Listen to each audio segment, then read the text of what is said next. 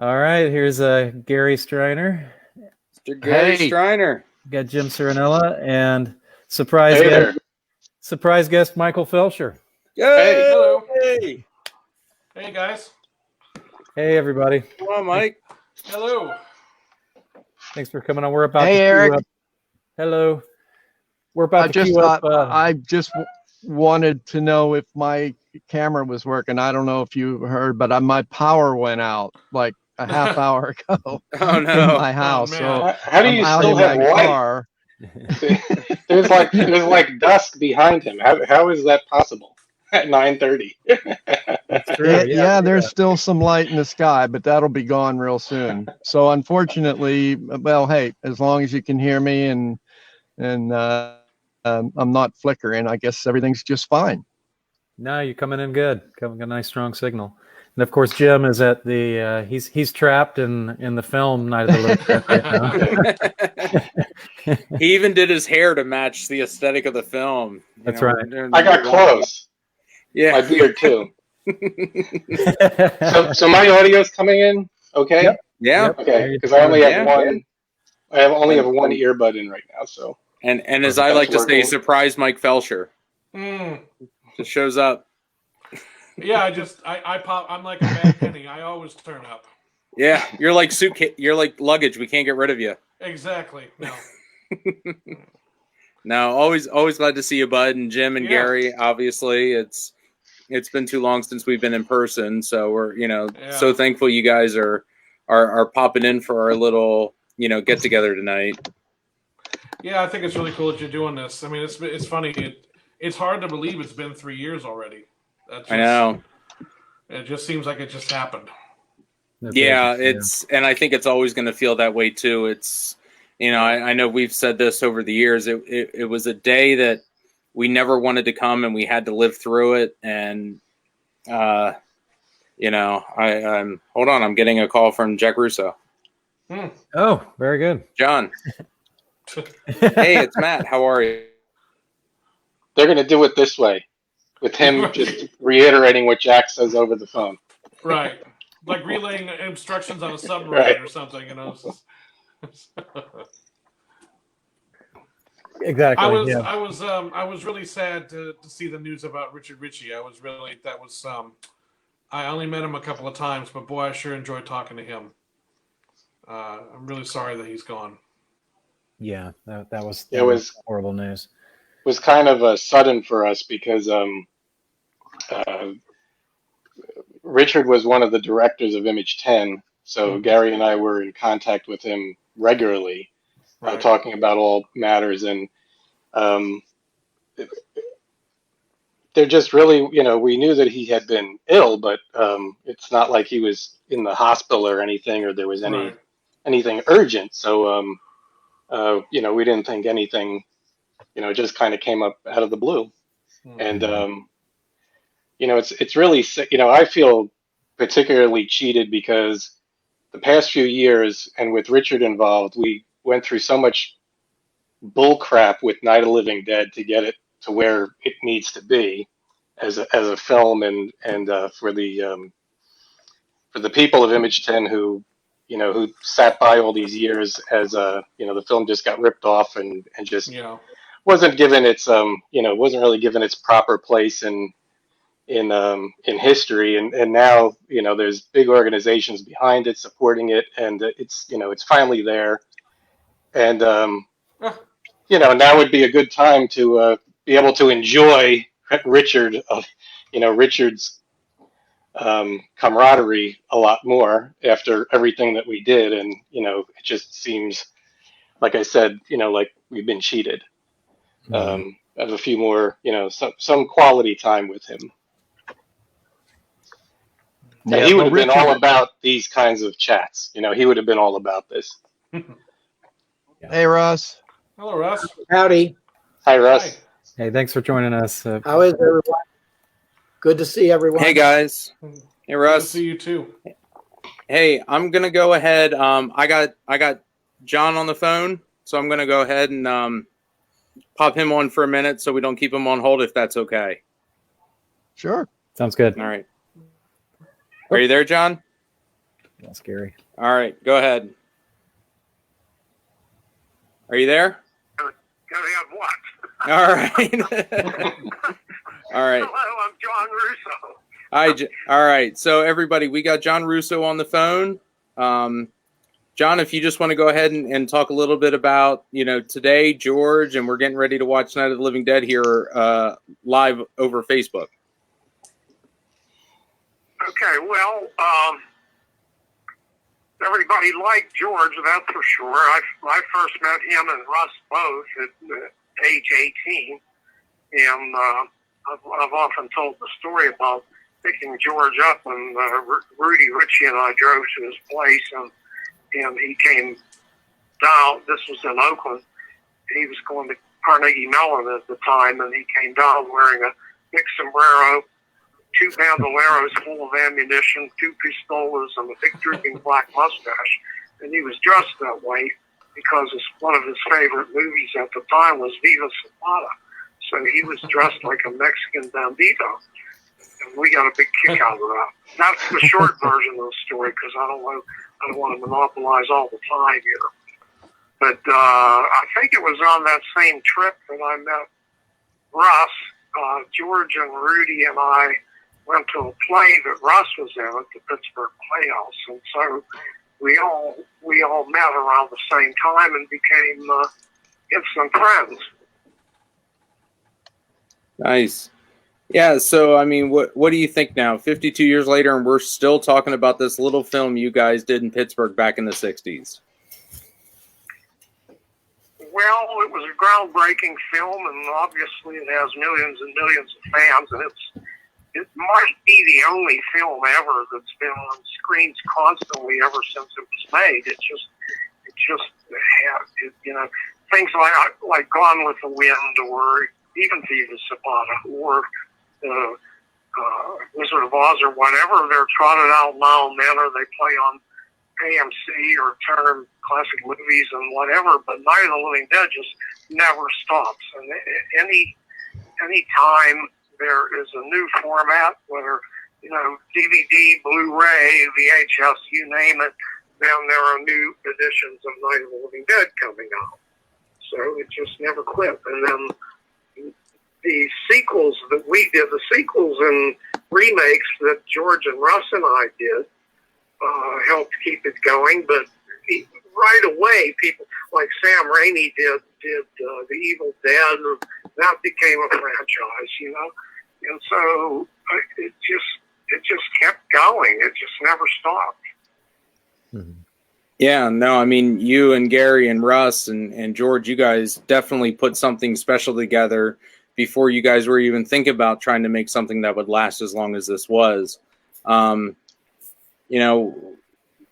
What else would you like to say? I mean, it's... Well, one thing that I often say is totally true in my opinion, that, we had paid our dues and learned the business from scratch. And by the time we made Night of the Living Dead, and there were only basically 5 or 6 of us, and, me and Russ and Gary and Ben Cervinsky, George, of course, and but by the time we made that film, we were really a tight-knit production unit. And that film was, we were the nucleus of the whole effort. And we were at that time, we were some of the few filmmakers around. We had a lot of help from people, and a lot of help from shareholders and people that came out, clients and commercial clients and so on, that came out to be zombies or posse members, or to help with makeups, or just anything they could do. But as far as the filmmakers, that basic group of us, we were the filmmakers. Yeah, it was definitely guerrilla filmmaking at its best. And, you guys definitely, maximized everything you had between money and people. And it just goes to show that you can do something great with few people and not a large budget. Yeah, well, you have to know the craft, and we have learned the craft from doing, dozens and dozens of TV commercials and industrial films, you name it. by the time we made Night of the Living Dead, our walls were covered with awards for our commercial work. And we had also done a lot of films on our own, just short films, what was called in those days experimental films and whatever. So we had this absolute zeal for what we were doing. You know, and we had an esprit de corps that just couldn't be beat. And if any of us ever made a mistake, I mean, we didn't want to make the slightest mistake because it would hurt our friends, you know, our friends being George, Gary, Vince, and Russ, basically, you know. So you just had this extreme pride and then just fear of making any kind of mistake or blowing anything that would cause grief to close friends around us. Yeah, I mean, and it's a family atmosphere that kept through with every film that George did afterwards. And I mean, just the fact that we're still talking about it 52 years later, and we all see each other as much as we can, and have such a great time. I mean, you know, kudos to all of you guys. Just, I don't want to say catching lightning in a bottle, because you guys, you know, had the talent and everything, but you guys really put something special together that, you know, is transcended generations. Well, thank you. George was the unquestioned leader. I mean, once we started shooting, there were some quibbles and a little bit of infighting on different things. Nothing serious, nothing that was going to destroy the group. But once we got started shooting, we were just solidly behind George as the director.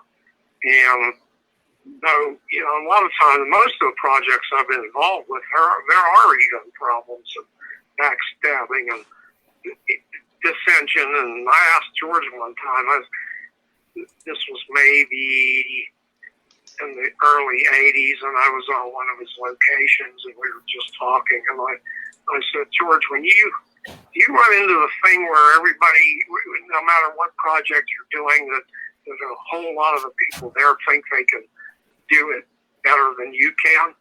And he said, every single time.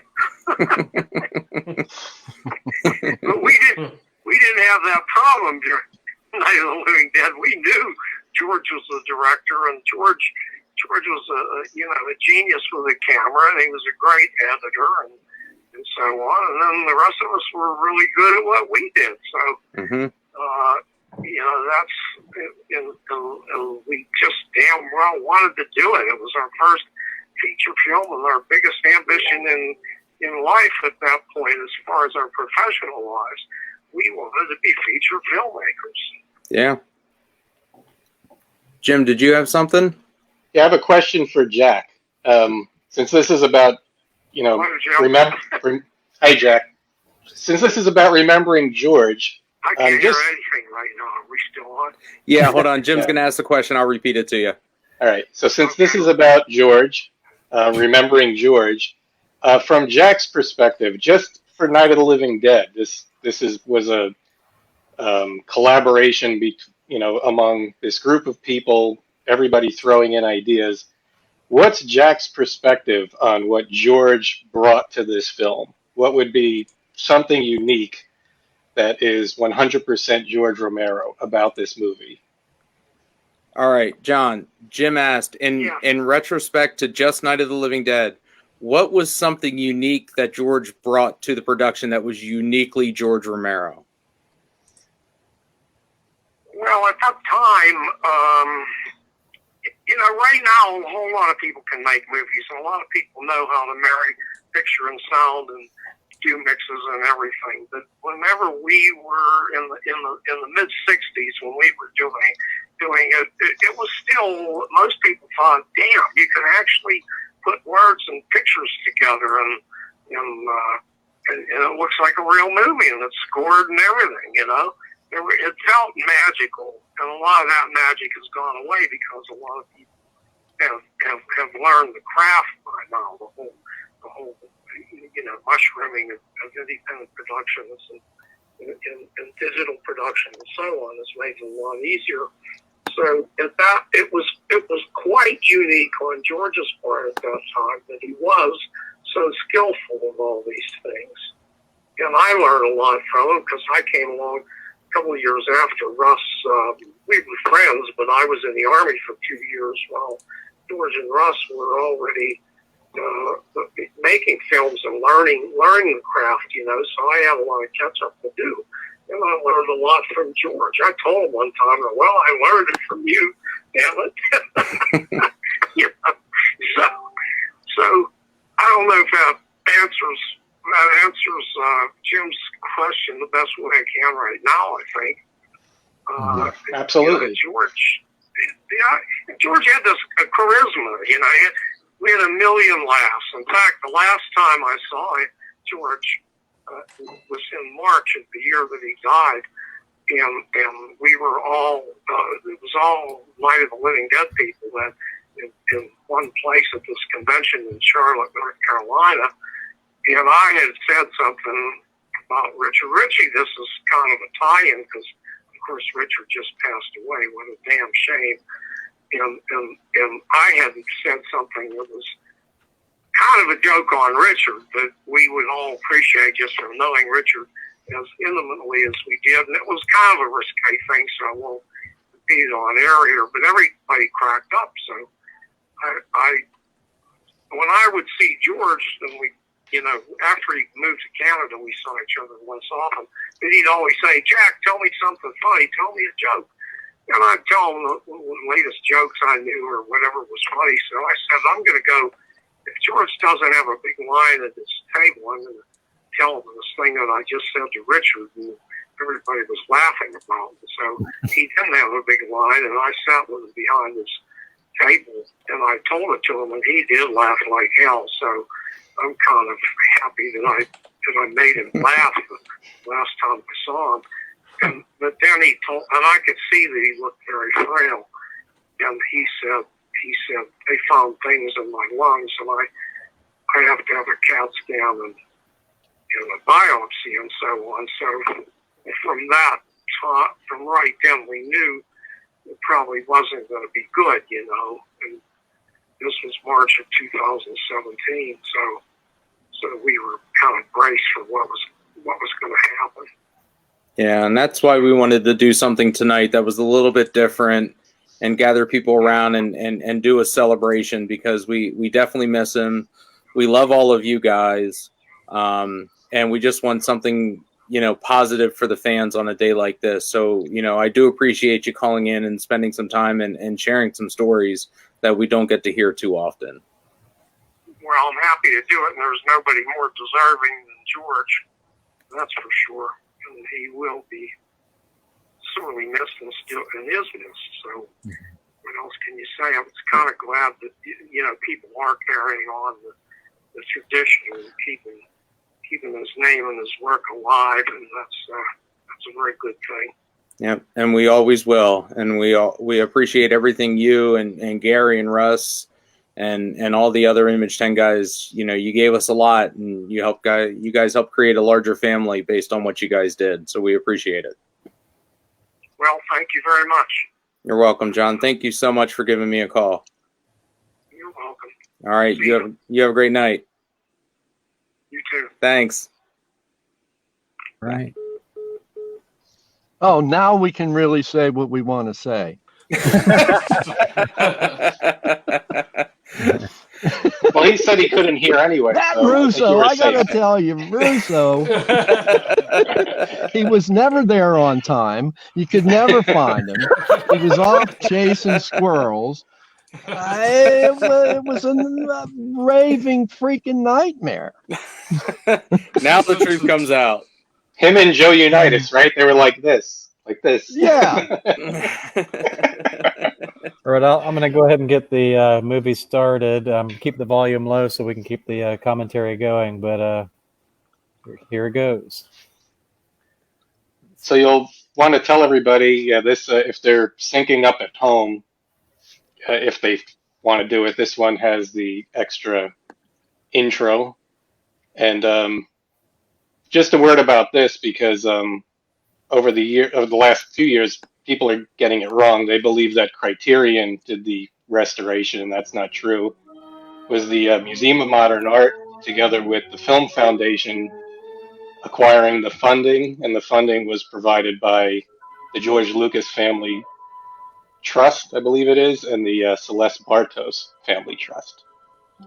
So those are the folks responsible. And then the actual restorative work to the image was done at Cineric in New York, company that specializes in film restoration. They've done some big projects for Universal, such as Jaws.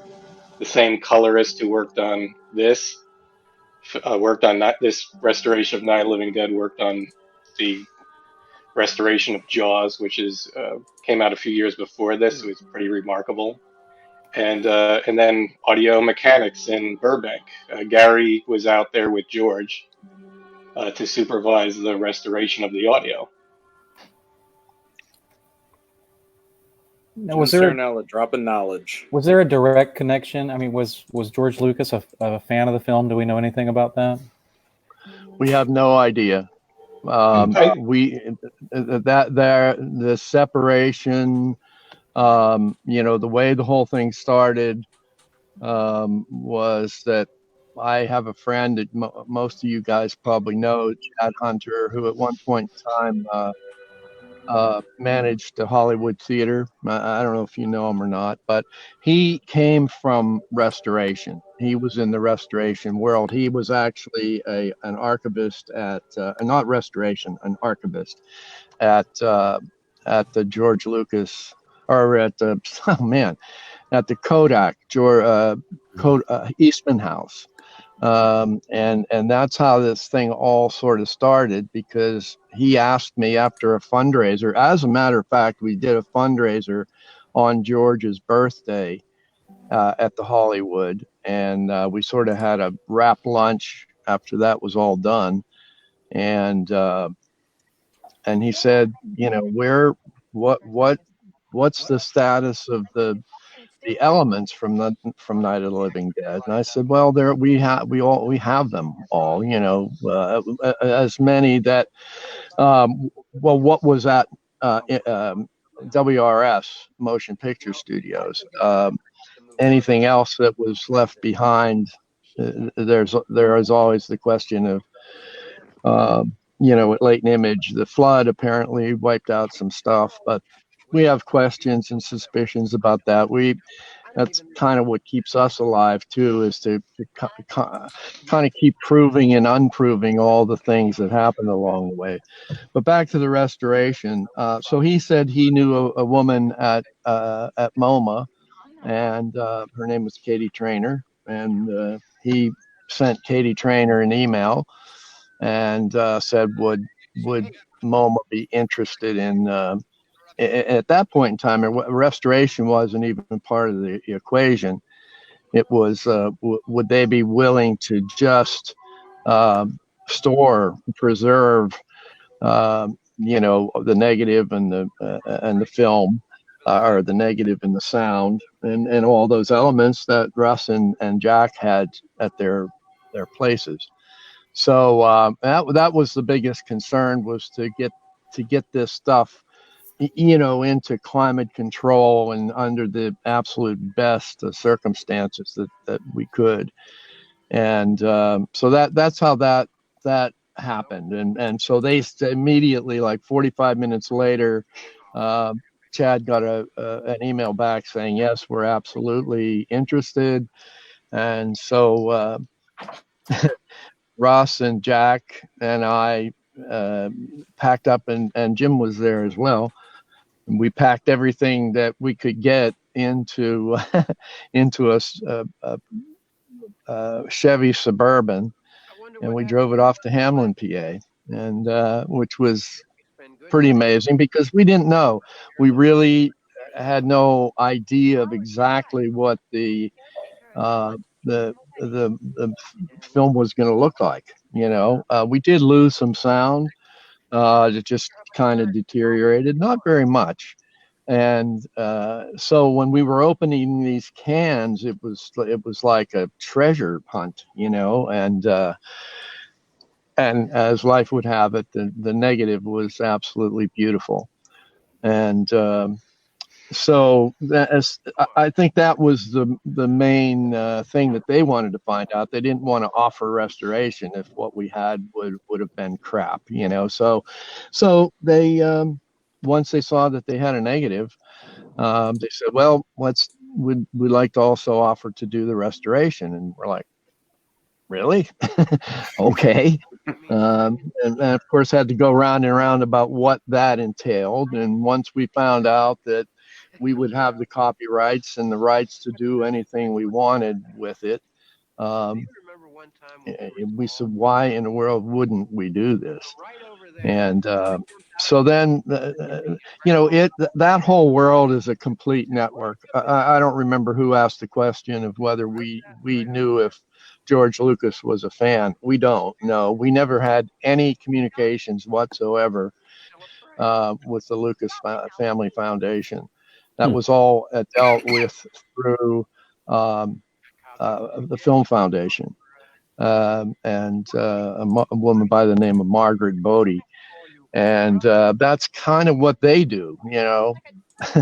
They have this whole network of people who are willing to put money into ventures like this. And for a while, we were surprised because it was the Hollywood Foreign Press. It looked like the Hollywood Foreign Press was going to put the money up to have it restored. And then at the last minute, it was the George Lucas Family Foundation. So obviously there's a connection there. Obviously the foundation felt that the film was worthy of this money, that large amount of money that they were going to put into the restoration. So so that's it.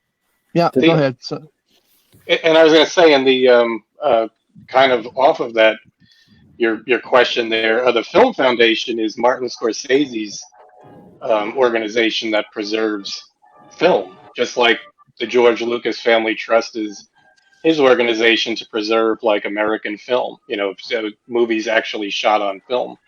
And that's how the rumor got out that Martin Scorsese was involved, but he wasn't, as Gary's saying. You know, it's these other folks who, you know, who were completely interested in this. This was right up their alley. Are the ones who run that, and so they were the ones who did the, you know, were able to secure the financing. I think I remember it being very early on, before we drove the elements out to you know, MoMA's archive, that they were already talking about this was going to get restored, and it was just about, well, you know, who knows what's in these cans? Is this negative going to be you know, in good enough shape to do anything with? And it was. And actually, Gary, one of the greatest scenes in the movie. Sorry. Yeah. Well, so here's something Gary could talk about. And if you've seen previous restorations of Night of the Living Dead, especially when the very first one that was done by Don May with the what was that, Elite's Laserdisc, which was a, you know, beautiful restoration at the time. If you remember, and then the early DVDs that came after that, there would be freeze framing at scene jumps. Yep. And everybody said, why is the frame freeze? Because of the damage at the splices. And Gary can tell what the problem was with that. It's too bad Jack's not still on the phone. We had probably one of the bigger snafus in the whole process was when the negative was spliced together. When, in other words, you confirm, for those who don't completely understand, you never work with the original negative. You work with a print off of the negative, and then after the film is locked and everything is absolutely the way you want it, then you go back and there's time code on both the work print and the film, the original film. So you line it up, and then you cut the negative, and then you put the negative back together again with a splicer. And the splicer that we had at Image 10 at the time, or Late Image at the time, we didn't do a whole lot of 35 millimeter splicing at Late Image. But obviously we were doing this, and it was a brand new splicer, perfect splicer, but it was slightly out of azimuth. So, you know, when you made a splice, one of the pieces was just ever so imperceptibly off kilter. All right. So every time a splice would hit the printer head, it would jump. And the first check print that we got off of the negative, or work print that we got off the negative, it was like, oh my God. And we just all sat there, and every single splice in the entire film, you know, for like 2 or 3 frames would just jump and jitter. So there was no other way around it, but to break all those splices apart and re-splice them on a proper splicer, which there are thousands of splices in the So film. every shot had to be done. Yeah, head like and tail of every shot, you know. And you know, and inevitably you would lose a frame, you know, it would tear and it would rip the frame, and so you'd have to lose a frame of the picture, which meant you had to go back into all the sound rolls and take that frame out of the sound roll so everything was in sync. It was a monumental problem. But even though we did all that, still there was some jump at some of the splices, and so the only way around it was to do what Jim said. Well, yeah. So at that time, frame. right at that time, the technology of restoring for home video was not at the point where, well, it was at the point where they couldn't do anything else but repeat some frames. So that's why you saw that. Why you would see the freeze framing, but now they can, you know, obviously repair, you know, badly damaged frames. So, you know, now when they're working off a film now, it's you know, it's in an optical printer, and they're doing one. You know, it's not just in a continuous printer. They're literally are doing one frame at a time. Mm-hmm. Right. And so the frame comes up, they shoot it, they go to the next frame, they shoot it, next frame, they shoot it, next frame, they shoot it. So it completely, you removed all of that from the restoration, which I think is a really, really, really big part in why one of the elements, of which I think there are several, but I think that's one of the real elements that have people liking this version so much, because it was an imperceptible, you know, jump, but nonetheless it was there, and so sort of subliminally you were seeing this jump every time, or not every time, but in a lot of cases. But now that's not there. It's just smooth as silk, as it was always planned to be. I mean, look at these cuts. They're perfect, you know. Beautiful. So that was a big boost, and something that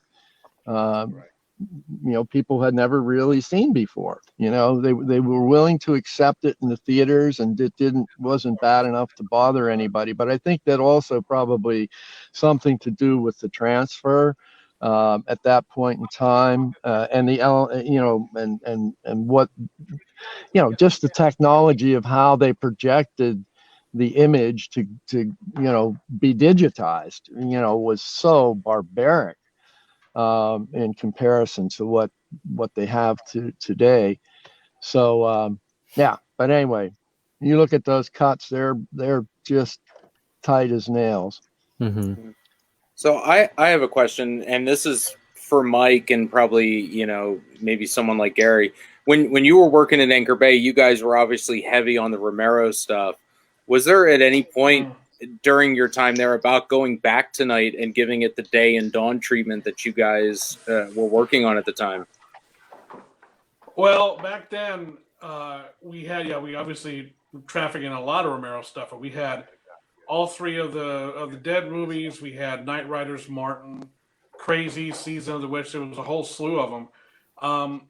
With Night of the Living Dead, I remember actually this did come up because Jay Douglas, who was the VP of Acquisitions there, who's sadly no longer with us, he was instrumental in getting a lot of those films deals over there. I mean, he was amazing.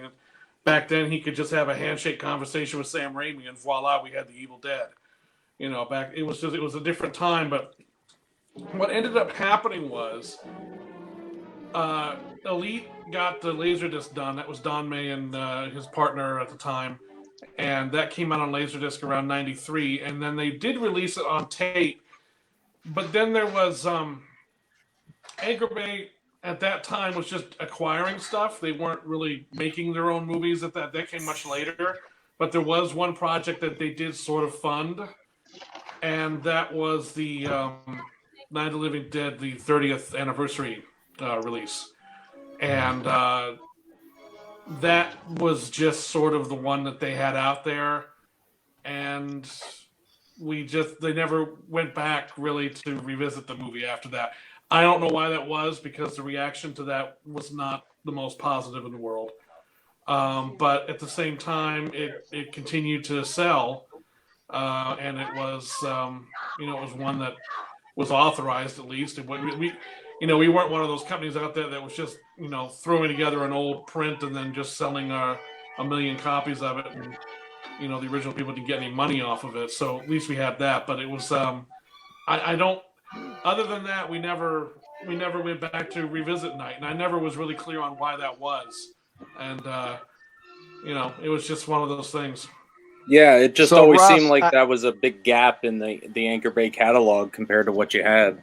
Mm-hmm. Yeah. Well, I think at the time that they maybe would have done that, which would have been, maybe 8 years later, that they were kind of, Anchor Bay was getting out of releasing all these classic, even the 80s stuff, and so they were getting out of doing that and more or less what do you call it, financing productions. They seem to have a lot of productions, original stuff that came out. Around the time that I left the company, they were starting to get into doing Russ, more why don't you original step stuff. in? I mean, obviously you lived through that whole point in time. Yeah. I'm sorry, I didn't hear the question. Well, it was basically, what went down around the Anchor Bay time, and why do you think it was that Anchor Bay didn't go in and do another crack at it?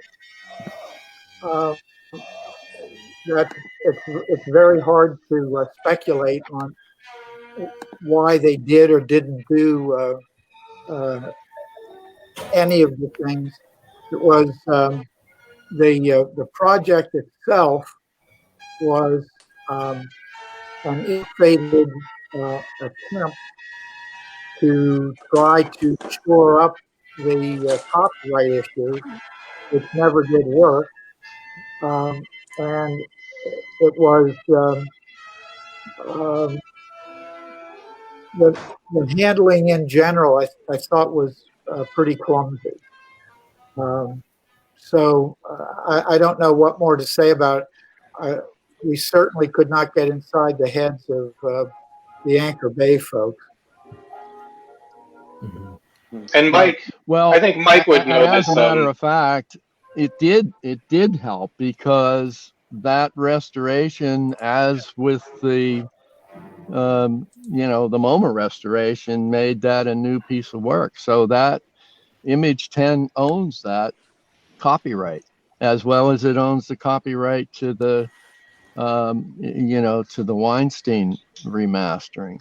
Correct. And again, a lot of people don't know an actual copyright was not filed, but at that point in time, the copyright laws had changed, and so it was a copyright. No, there wasn't a copyright on the original, but there was a copyright on the restoration, just like there is today with the MoMA restoration. So the whole copyright issue is a very painful painful part of Night of the Living Dead's history. I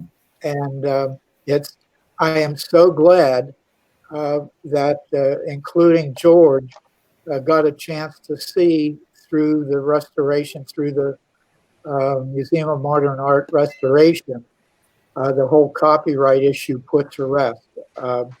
Because that was a burden that everyone who was connected with the original film carried for almost 50 years until the restoration finally did receive its own full-fledged copyright, and the case is closed as far as that's concerned. So, Russ, and to Gary, I have a question. So, in regards to making the film, outside of budgetary topics, what was one of the most challenging aspects of making this film? The budgetary topic. Outside of that, outside of the money, from a technical aspect or whatever, what were some challenges to making the film? Well, no more than any other film project that we worked on. We did some work for the Commonwealth of Pennsylvania. What enabled us to, when I say us, the crew at the Late Dimage, we were contracted in the mid-'60s to do a series of travel development films for the Commonwealth of Pennsylvania around the changing of the leaves, the fall foliage. And the main film in that package of film was to be shot in 35 millimeter CinemaScope. And it was that project where we made enough money that we were able to purchase the 35 millimeter camera and rent an anamorphic lens to shoot the Commonwealth of Pennsylvania main project. And then that became the camera that we used on Night of the Living Dead. So in terms of technical challenges, they were no different than the hundreds and hundreds of projects we did in 16 millimeter. All the other components were the same. The sound elements were all the same. The camera itself had to be housed in a very, very large blimp, which I think, if I'm not mistaken, Jim's archive of our photos, we have a few shots of the actual camera inside the blimp. And it is a very far cry from the technology with which now films are made. But technical challenges of, if I had to identify anything, it would be the size and cumbersomeness of the equipment. And so just to clarify, that would be for, he's talking about the sound blimp whenever people are speaking. So you notice all of like these shots, or this sequence right here where they're nailing up, Ben's nailing up and it keeps cutting around. And this is all kind of fluid because it's handheld. There's no dialogue. So George would just pop the camera out of the blimp and shoot what he would, what he liked. But you'll notice when people are talking, all of a sudden everything gets very rigid and very fixed. So, because this camera's in this blimp that you just can't move around, other than maybe panning on the tripod or something. But well, there was that's certainly one aspect of it, and the other aspect of it is, first of all, I want to get back to just answering the question. That we weren't a group of people that operated in an area of finding things difficult. We were a group of people that found reasonable, and I swear it's so much of the difference between now and then is it was common sense. There was a high degree of common sense that went into what we could or we couldn't do. So we didn't have grander expectations, you know, and again made do with what the elements that we had.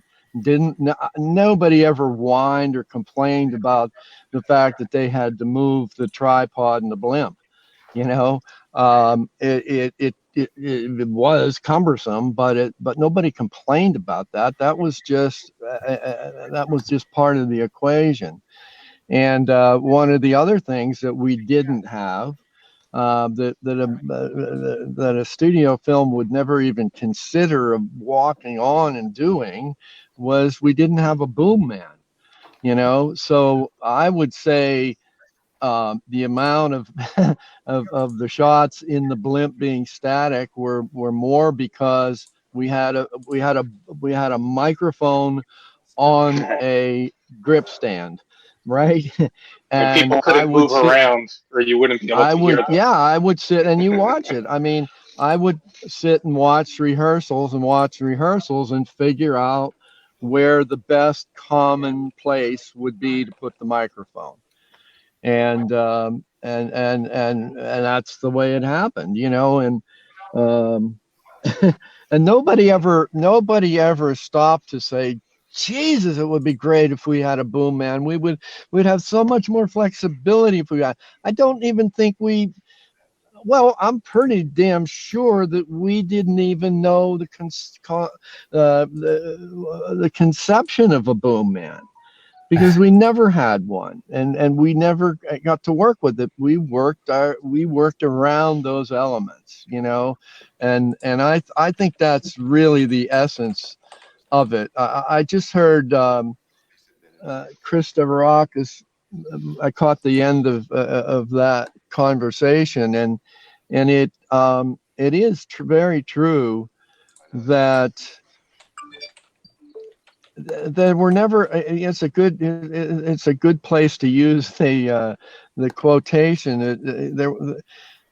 There weren't really challenges. There were just opportunities to think of things in a different way, and it so much is indicative of how this film could have never in a bazillion years been made in a studio situation.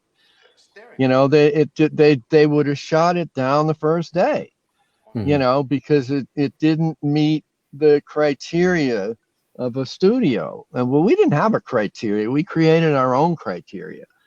And I think that's the essence of what makes this film what it is. We weren't worrying about any of the millions of notes that a studio would have given us on any given day. Number one, we didn't know what we were shooting on a lot of days until it was worked out. And I remember that was always a thing. While equipment was being moved around and things were being set up, it was, you know, the guys, and Russ and George and occasionally Rudy, I guess, and Jack would, and it wasn't like we had video dailies so we could watch what we had shot the day before. I can't even remember how we screened dailies, because that was the question I had. I know you worked on commercial and industrial projects in between. How did you review what you had shot? There was no daily? Well, we had to project it, you know. So, and the other thing is that also there had to be a reduction print made. So the process was a lot longer. They weren't dailies, you know. And we would just, I don't know, Russ, do you remember? I can't remember where we actually screened dailies. Because all of Leighton Image's equipment, or most of it, was 16 millimeter. We had the 35 millimeter negative when it was processed. We had a 16 millimeter reduction work print made, so we could actually screen it, and we didn't have to touch the negative at that time. And back in those days, they did what was called inked edge numbers. So the work print, the 16 millimeter reduction work print that we got would have printed edge numbers that corresponded to the edge numbers of the negative. So when we came back, as Gary was talking earlier, in the process, so-called conforming, we edited, George primarily edited the picture in 16 millimeter. And once we had the picture locked, then in the conforming stage, we went back and matched that 16 millimeter footage to the 35 millimeter footage. I want to point something out here that's coming up. When we examine the negative, this one shot that's coming up, we figured out is maybe something was damaged and they did an optic. This shot right here, you can see it looks a little bit different. The outer edges do not conform to what the 35 millimeter negative looks like. It kind of has like a circular glow around it, as if it was on a, you know, it was optically printed, reprinted, or something like that. So we're thinking that was quite possibly 16 millimeter for some reason, or they just had to reshoot the 35 millimeter because it was the negative because it was damaged or something. We're not sure what the reason was. If we're certain, was not shot in 16, but there is something that is slightly different about it, and I think it may have been one of those scenes where it had to be optically reprinted because we were shooting into the matte box or something. Right. I do recall there were a few shots that had to be optically reprinted to get rid of some external consideration that it just wasn't working.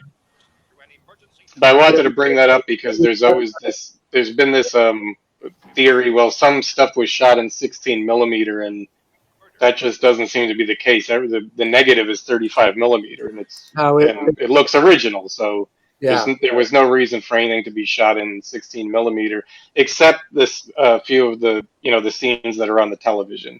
Correct. The studio shots that were matted into a TV. Well, that TV and screen. I mean, a lot of the there was a lot of the posse stuff shot in 16.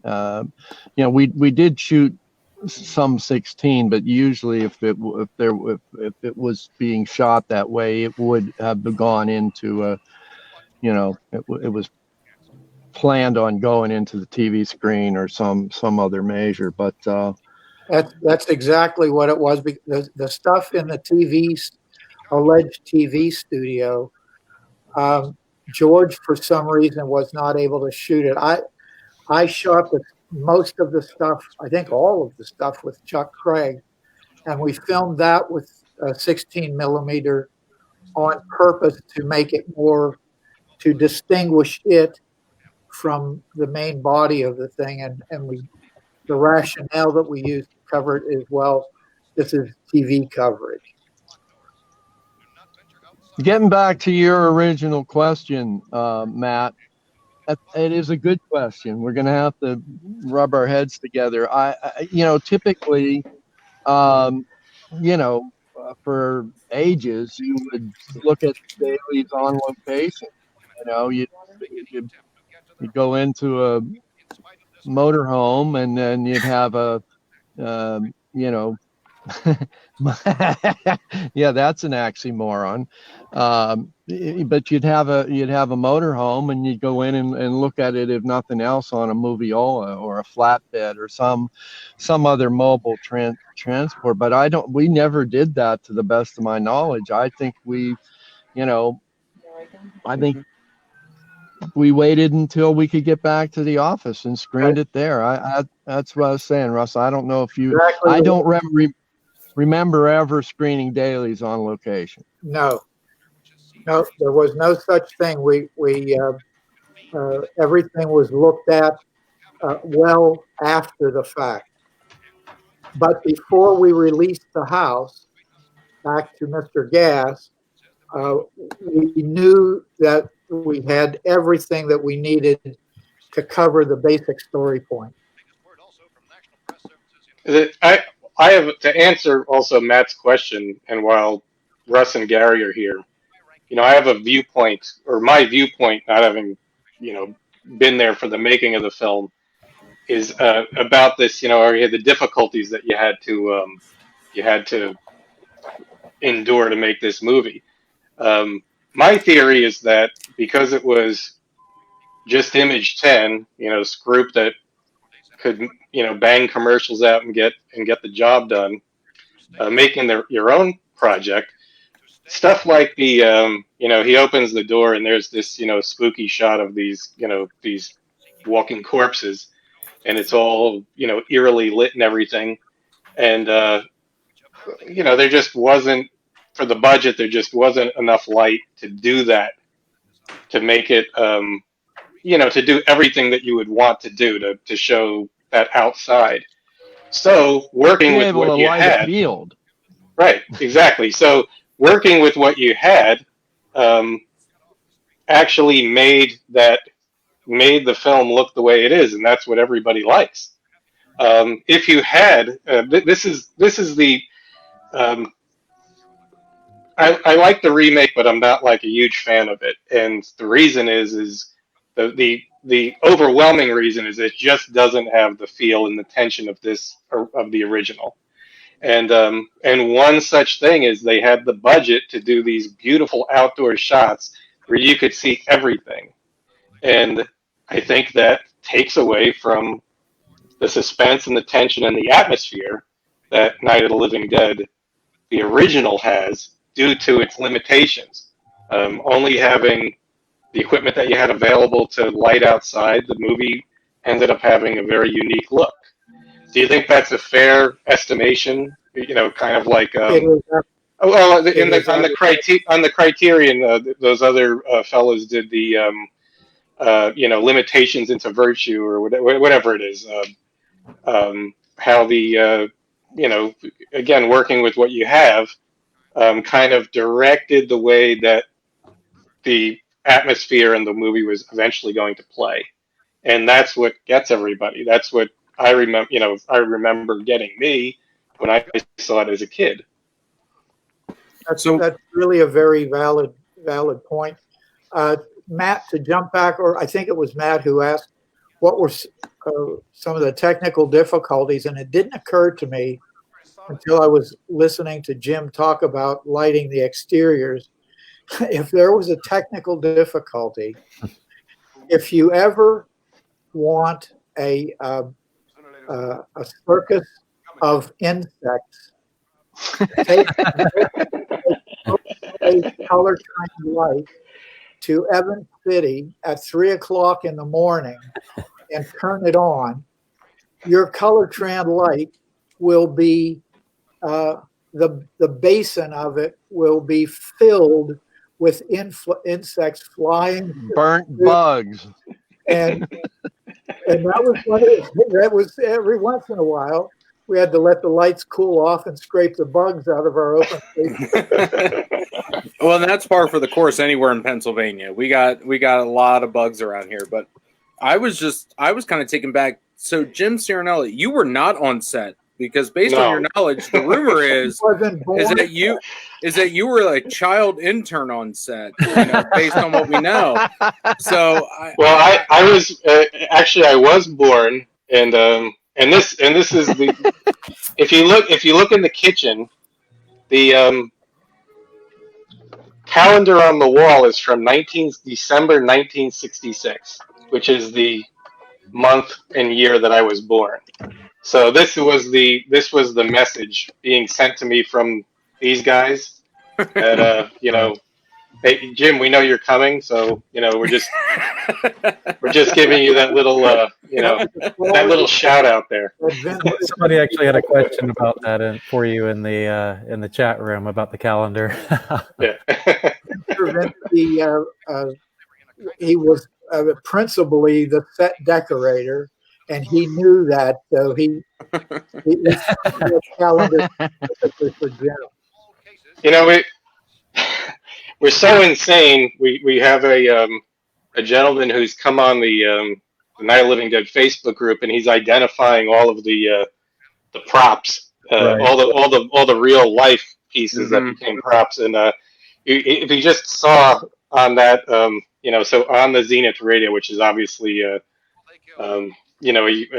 huge iconic piece of the film, is this radio.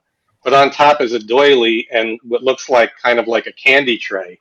Well, he actually identified what it is. It's made by the Stein Company, glassware. It's called a Moon and Stars Banana Boat. So we're learning so much about how to furnish a farmhouse from all this stuff. By the way, I want to change up the focus just a little bit. We have been very focused on the Latent Images contribution, and Night of the Living Dead started at the Latent Image. But as we started to raise money to do this, and we knew part of our commercial work, we had worked with Hardman and Associates, Carl Hardman and Marilyn Eastman. And as we got more into it, we thought maybe we need to expand outside of our group, and we did. That's when we went to Carl and Marilyn and said, this is what we're doing. Would you be interested in being a part of it? They had an audio facility. And that's how the two groups, Latent Image and Hardman Associates, came together. And I must say that was one of the lucky accidents also, when Latent Image paired up with Hardman and Associates. Not only did Carl Hardman bring some friends of his into the project as investors, obviously his contribution and Marilyn's contribution obviously have been very significant to the film. Those things turned over our car. We were damn lucky to get away at all. Now you tell me. So I have a question for Gary and Russ. The same question that I asked Jack.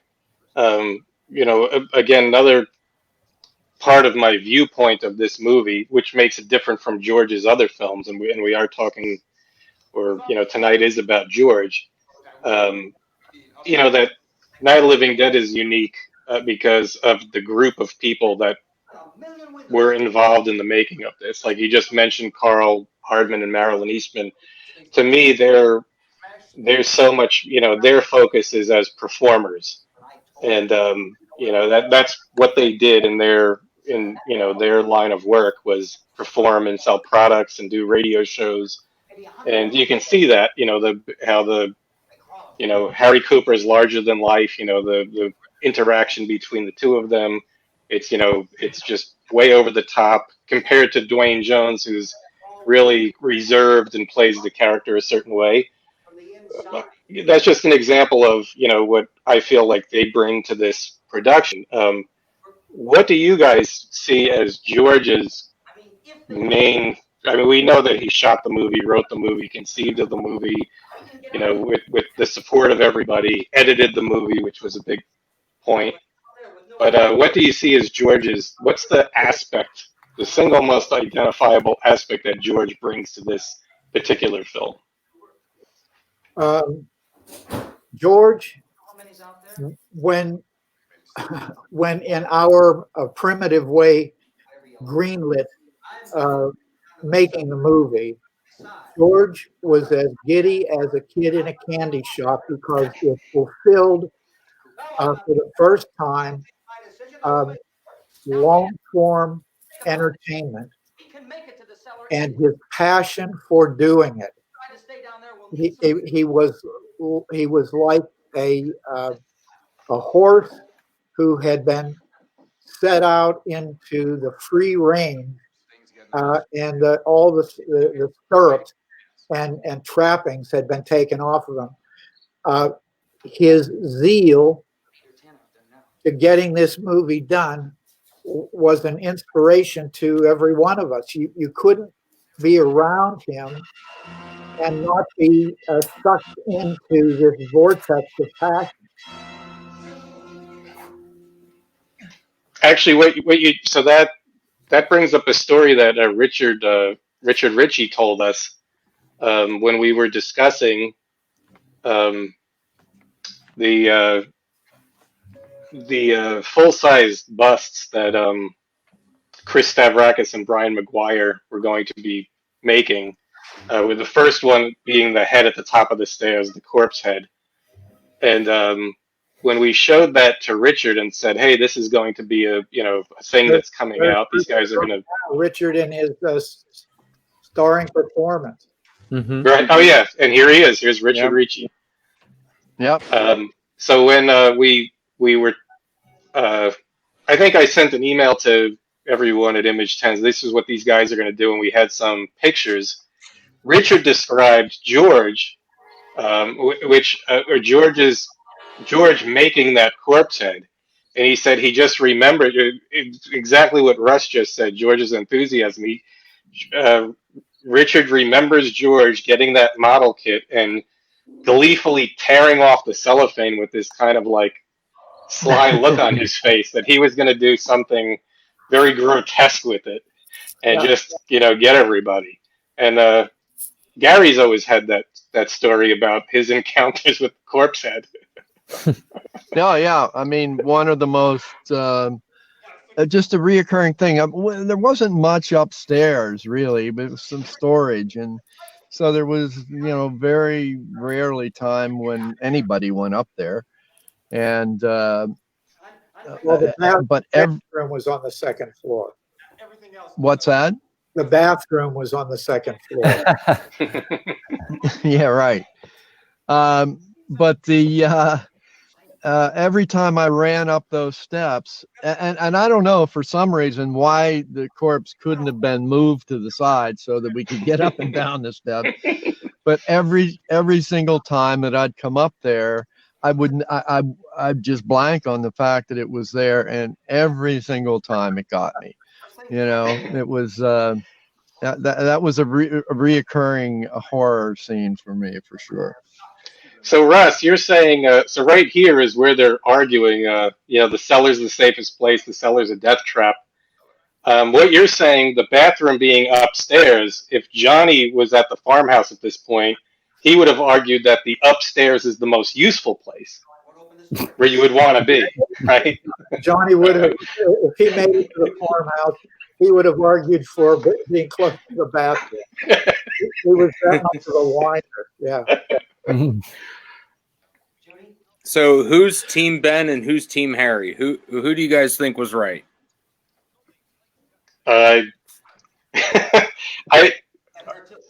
If you want my opinion on this, I think it's just a dumb premise because nobody's right. If they were right, look, this film. Somebody would have survived. You're well, right, but look, these three men instead of fighting with each other. I mean, Tom is just as bad as these other two guys. He writes the women off, and he just wants to pacify these two alpha males that are going at it. I mean, that's not a good strategy either. He should have smacked a few of them upside the head and said, "Hey, But so look, there's a lot of contrivance in this film. Which you don't notice because it's so well done and the story, engages you. But when you get down to it, I mean, the three men could have armed themselves with Molotov cocktails with a bunch of burning torches and went outside and just burned everything. And that would be the first thing that you would do. You would just kill everything outside and then get your bearings and say, okay, now what are we doing? But instead, they just decide, well, we're just going to charge through them all. Tom botches the you're supposed to put the gas nozzle into the, into the gas hose into the nozzle, not just let it shoot all over the place, no matter how panicked you are. So really nobody is right and wrong. And like I said, there's, even the ending. I mean, it's, to me, I could watch this movie at any point and immediately get sucked in, and it doesn't matter how I know the shots were done or whatever. But if you look at the ending, the final siege on the house, the ghouls get through basically one door and one window. So it means that these people could not protect one door and one window. I mean, at that point, it's game over. It's not every single barricade wasn't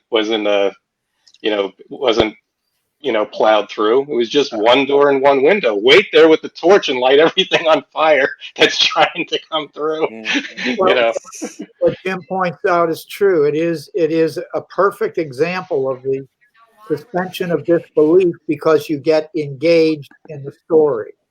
If the story is working, you can cover up a lot of discrepancies, let's say. Let me get some questions in from the chat room. There's one asking, the opening movie was shot 7 months after the initial 19-day burst of summer photography. Was there ever a fear that you wouldn't get everything in the can before winter fully arrived?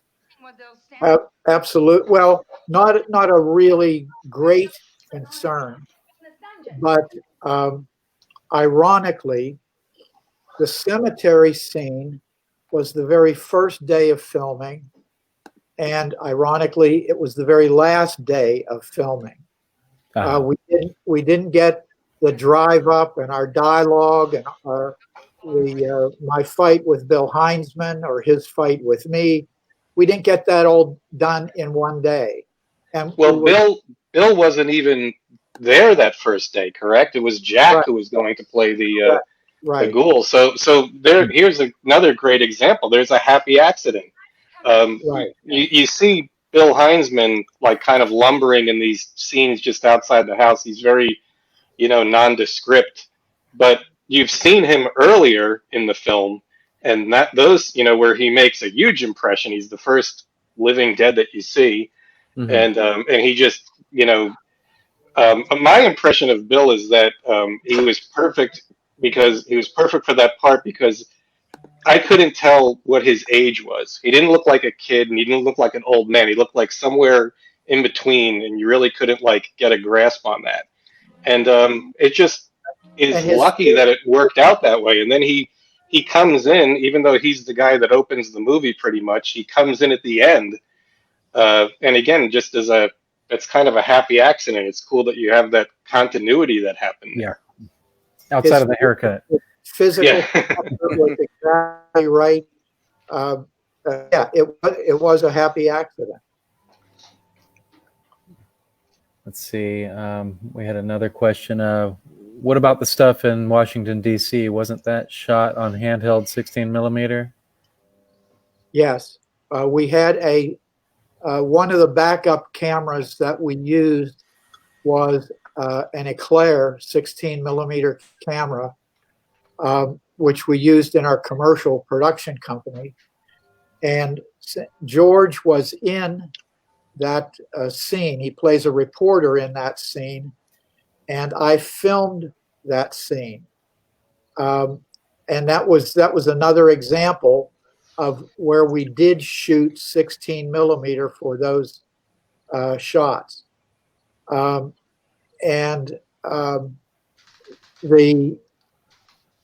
We wanted to create the impression that this was a wider story than just southwestern Pennsylvania.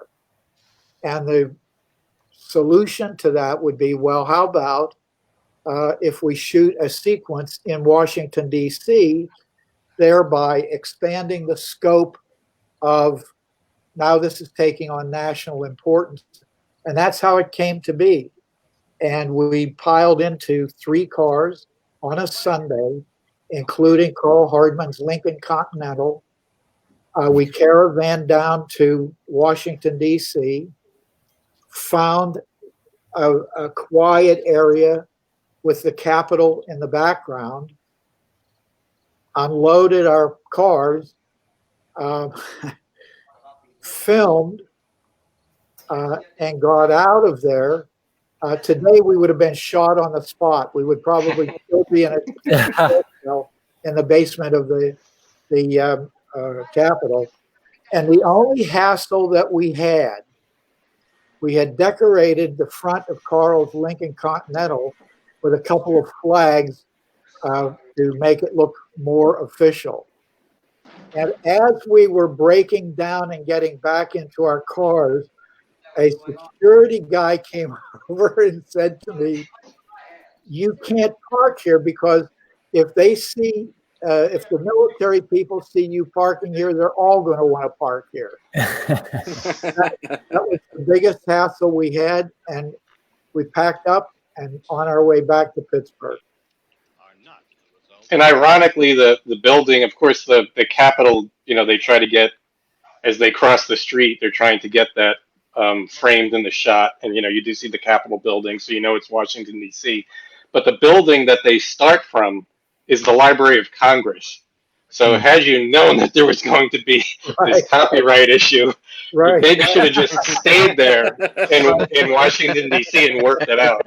Absolutely. Good point. So another question, it says, Gary, would you have watched the raw footage projected or on the editor? We would have probably watched it on a projector.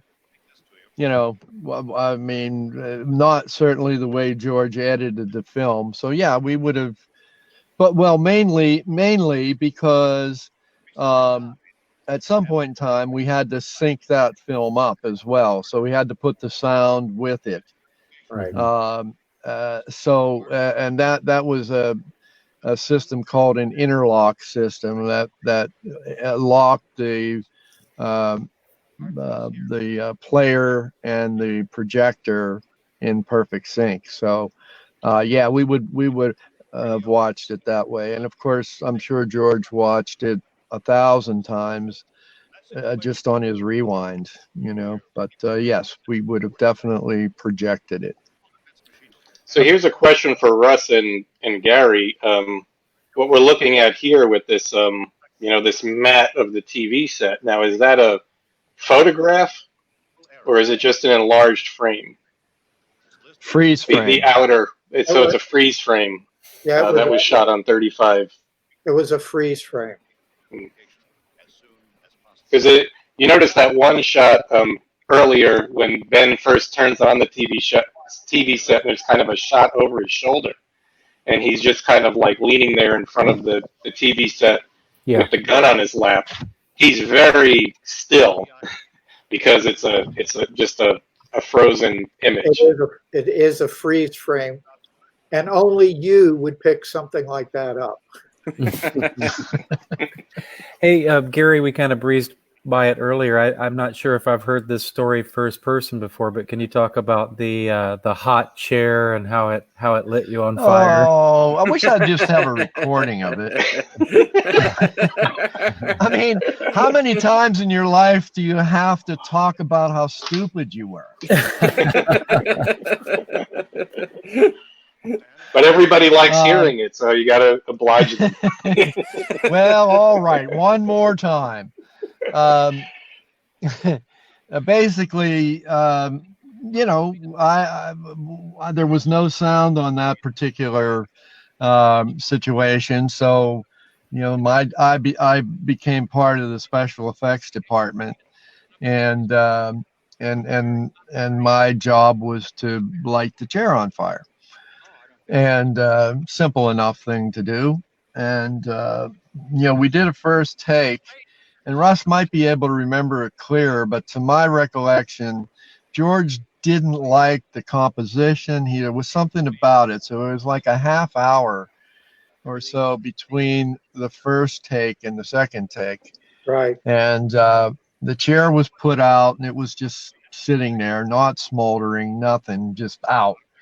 And the scene got reset, and George was ready to shoot again. And so in the last minute, I went over everything and stuck my hand. I mean, I was not ignorant to the fact that there could be an ash down there somewhere, and I had convinced myself that everything was cool, and it wasn't cool.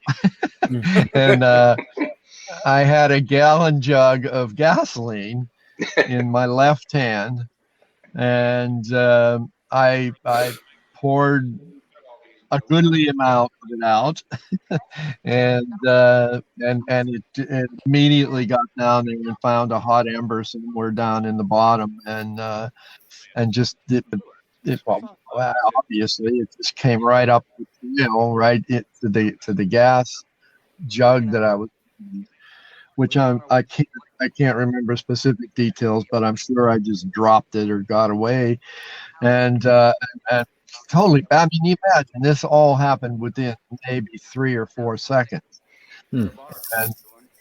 And Heinzman, I always tell that Heinzman had the common sense. I don't know whether he was a volunteer fireman or whatever, but he had the common sense to tackle me and roll me to the ground. So the damages were not life-sustaining, but or life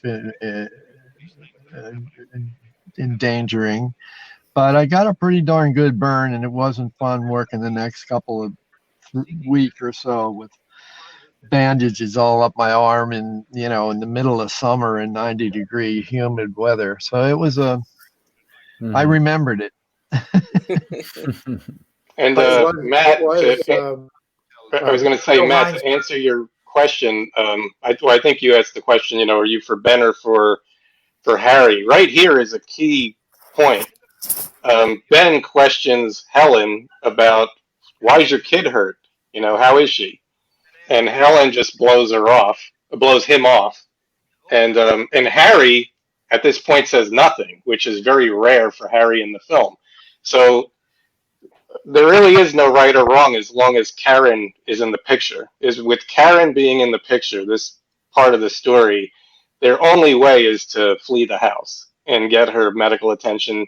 We know she's going to probably die anyway, but to lock yourself in the basement with this kid who's going to eventually turn no matter what you do that would probably spell at least 3 or 4 people dying if they all just said, "Hey, it's a good idea. Let's all go in the basement." So yeah, well, I mean, that's really can't say one I didn't ask the question. You asked the question and then answered it twice. I'm saying why it's not a good idea to say, Harry versus Ben. Well, I'm just pointing out the truth. I mean, I'm going to give Jim some credit here because that's a question that gets constantly debated, and I don't think anyone has put it that way, and I appreciate that, and that's kind of why I asked it to this crowd. It's just one of those things. It's a fun topic to talk about, and I appreciate the different perspective because it's not something we stop and think about. We want to pick a side. And, do you think that was something George had in mind when he was writing those characters? That he, it was so ambiguous, they were right, they were wrong, or, was that a conscious choice or was that an unintended consequence once he saw the performances and put everything together? While the script was taking shape, we would hold these mini what if scenario sessions, and it's basically how the story got worked out. We would ask ourselves in these table meetings, what if this happened? And then we would bat that around and come to a consensus about, okay, if we do it this way, this will progress the story in this direction. And we did that on each and every key story point. Never, ever did we imagine that 50 years later, guys like you would be sitting around dissecting what the hell we were doing. Well, Matt. Okay, so Tom isn't even in the script. So just imagine for a second that scene we just saw without Tom being involved, or when they first come up from the cellar and they're immediately Ben and Harry are butting heads. Imagine if Tom wasn't there. It would have ended with somebody being shot. So just the point that they put Tom in as this kind of like mitigating factor between the two warring factions among the living is that just adds even another layer to the whole thing. But I think if you boil it down to, look, we agree there's an attic. The attic is probably, if you really want to hide and nobody's going to find you, there's not even really a door that the living dead could get to. It's, a hole in the ceiling. The attic is the place to be. But if Karen is among your group and this kid who's been bitten who's going to die, it doesn't really matter where you are. Yeah. So that's why to me, it's just too simplistic of an argument. I just remember as a kid and watching this film, I really didn't like any of the characters, not even Ben. But the story is so engaging, you want to see what happens to them. Mm-hmm. And then when you do see what happens to them, you want to watch it again to see if they pick up any clue as to how horrible their outcome is going to be. Among the or along the line as the story like builds. Well, the real the crux of the of Matt's question, it's really not, is the cellar the safest place, or on the first floor the safest place. It really kind of goes back to what Terry Alexander says in Day of the Dead. That's the trouble with the world today. Everybody's got different ideas concerning what they want out of life, and when it's really more about these two people butting heads and they can't get along. I mean, if these guys had all gotten along, this would have been a different story, I think. Exactly. They could have probably handled the problem if even before it became the cellar versus maintaining the upstairs. Even before it became that argument, they immediately they're very suspicious of each other, and it just spills over into everybody else, how everybody else handles the situation. One fan, when we were having a discussion in one of the old message boards, he brought up a really good point that I never thought of, but Judy is actually the catalyst to everything going wrong, because once she runs out of the cellar following Tom, it's just a downward trajectory after that. Yeah, I never really thought of that. It rattles Tom. It was an unplanned circumstance that leads to bad consequences.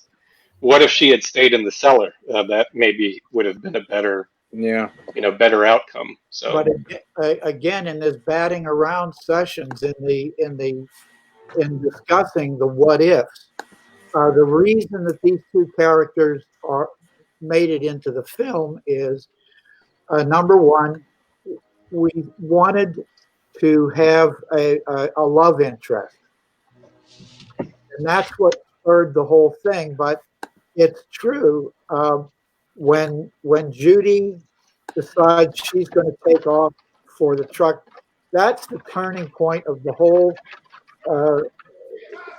of the whole story, and it starts to go downhill quickly from there. Mm-hmm.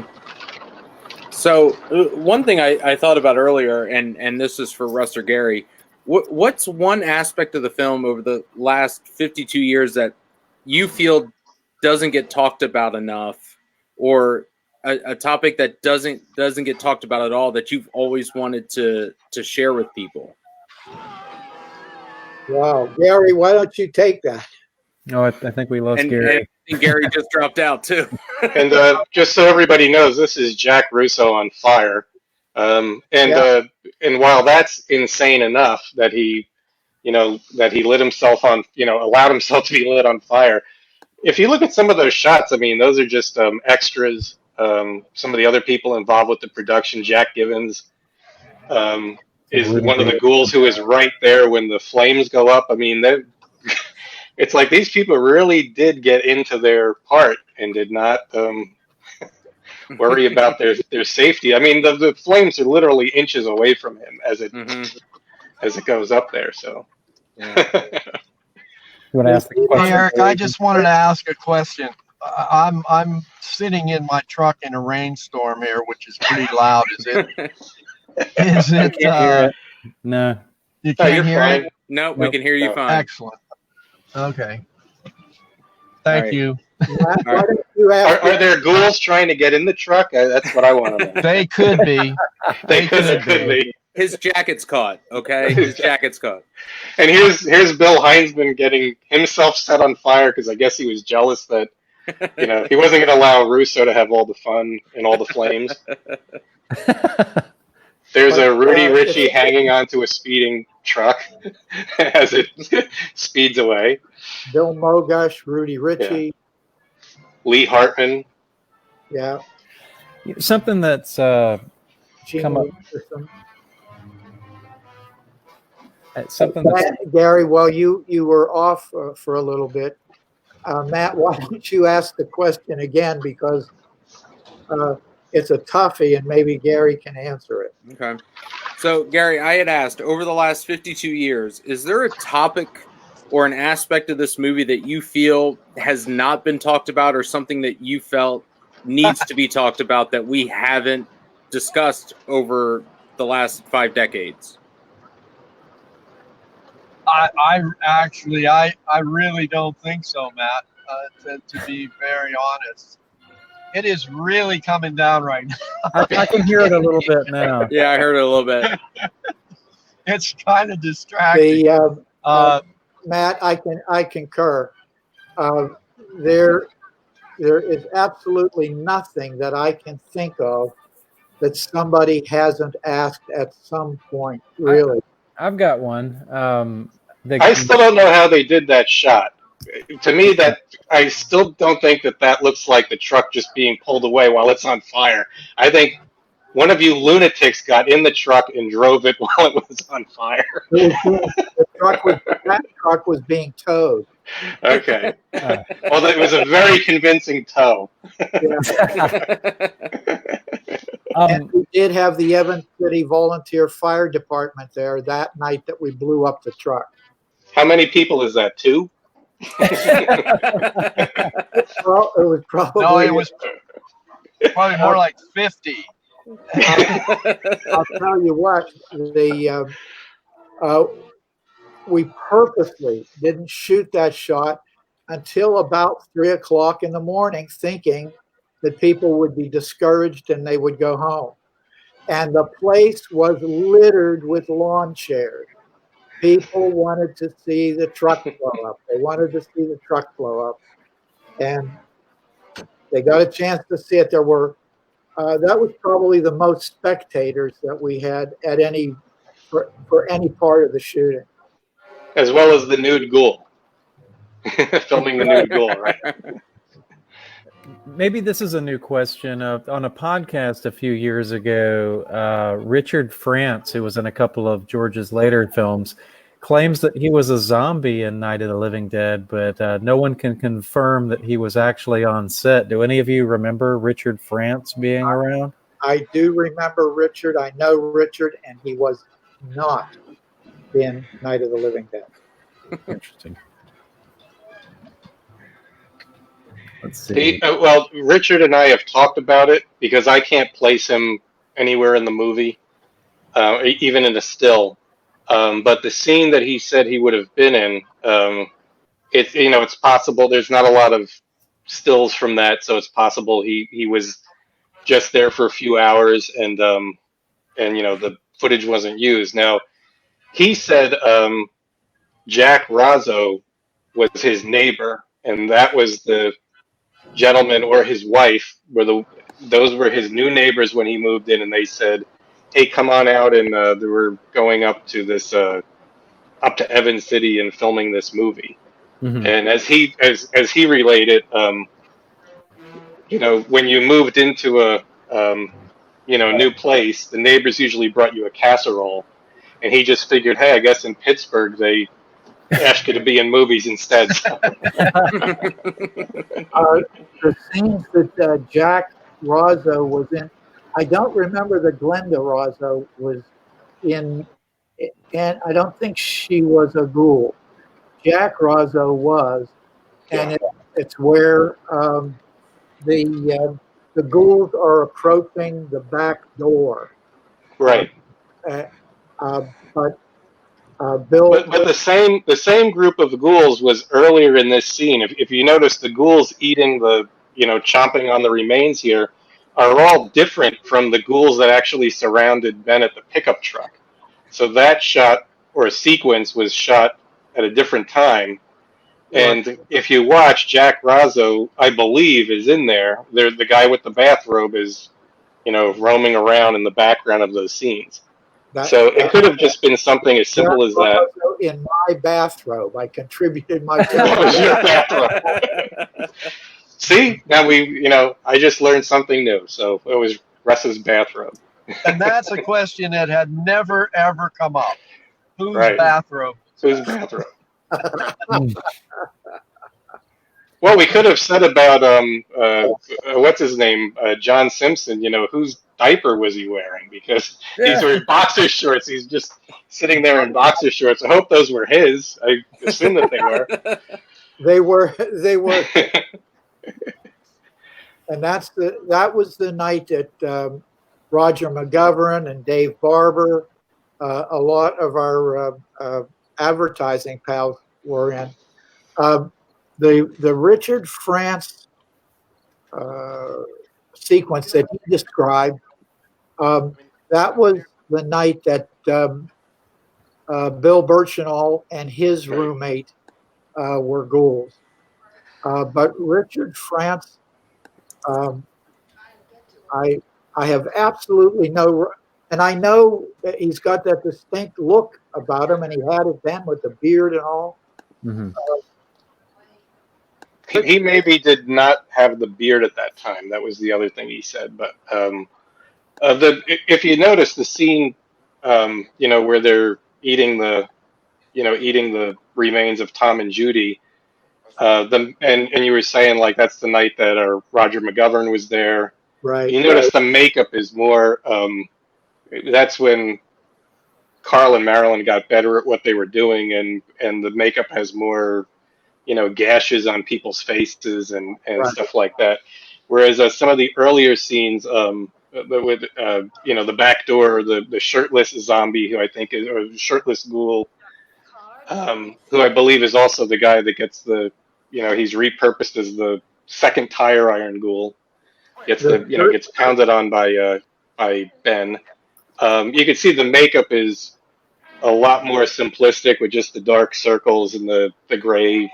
And there's Jim Cirronella's cameo, and there's the nude ghoul. Yeah, there you go. I just want to point that out that is Jim Cirronella. Hey, actually, I had a question. Here's a question that you guys probably were never asked. So that one, the tall guy, is struggling with something. He's wrestling with something there. That the tall guy is Rich Sanderson. Yeah. What is he? Is that? I always thought at first that was the intestines, but is that supposed to be a snake? Did he grab a snake off the field, or what is that? No, it was also it was supposed to be, and it was animal intestines. Animal intestines. From Ross Harris's butcher shop. So they're still going at that point. The ghouls are still going at some of their remains. That was right. I thought maybe they show some interest, like Marilyn's ghoul with the torn face. She eats the bug off the tree, so they do show some interest to things moving about that aren't actually people, but right.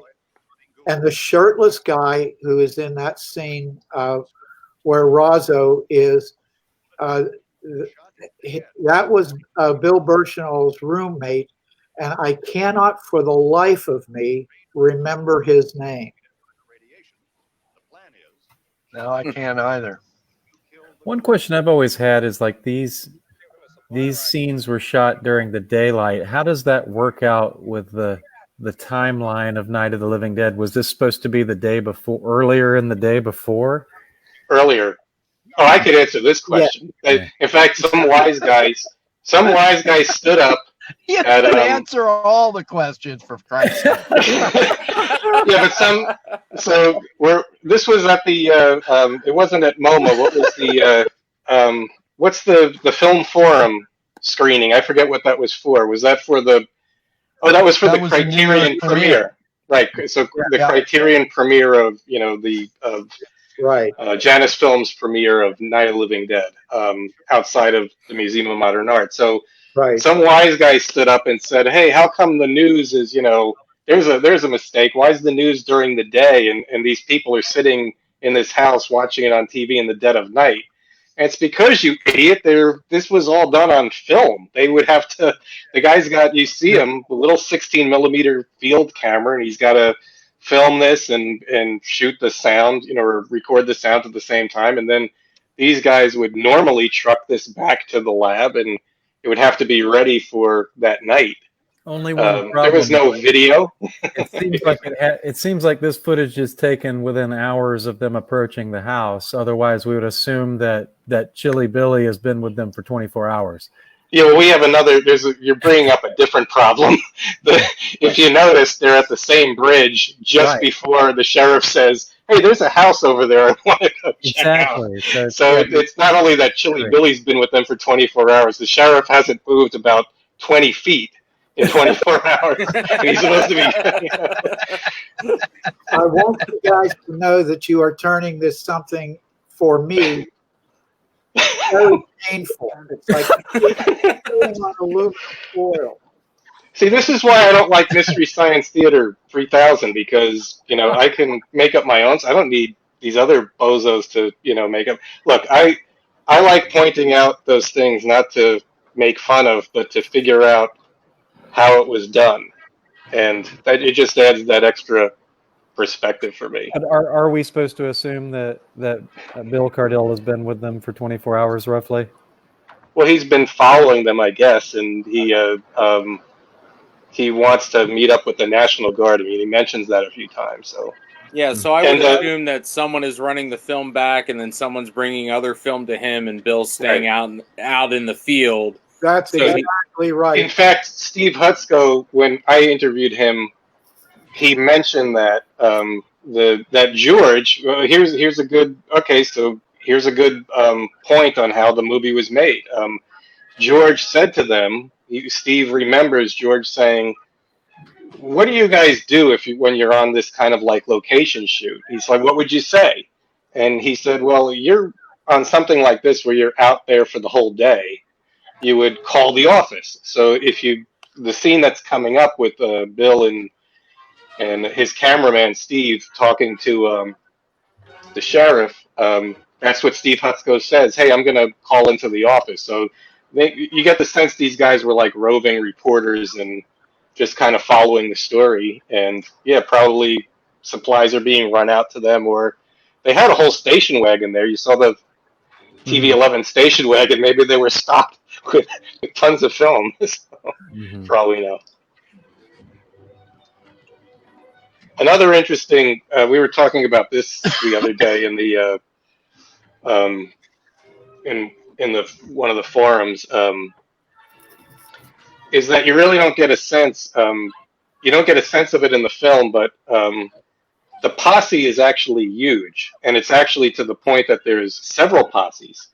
And so that over the head shot from that God's POV from the helicopter shot, you can see the guys in the field coming up to meet the sheriff's posse. You know, the Sheriff McClellan. You know, George Costanza's character. You can make him out in the center.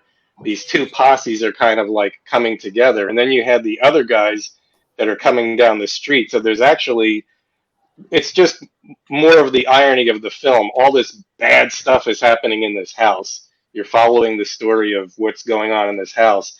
And if these people could just hold out for a few more hours, there's the irony of that just all this help is descending upon their area. And, but too late. And maybe if one more person was alive, there's another thing. Maybe Ben would live. But did I just give the ending away? Spoiler. Hashtag spoiler. No, don't Thanks, worry Jim. You about it. ruined it for me. I've never seen this before. God. All right. End of broadcast. Good night. You know, it's a funny thing, and we'll just while that subject comes up, you know, Russ and I always, anytime we're doing a panel or a screening, a panel out of screening, we always ask the question, you know, who hasn't seen this film before?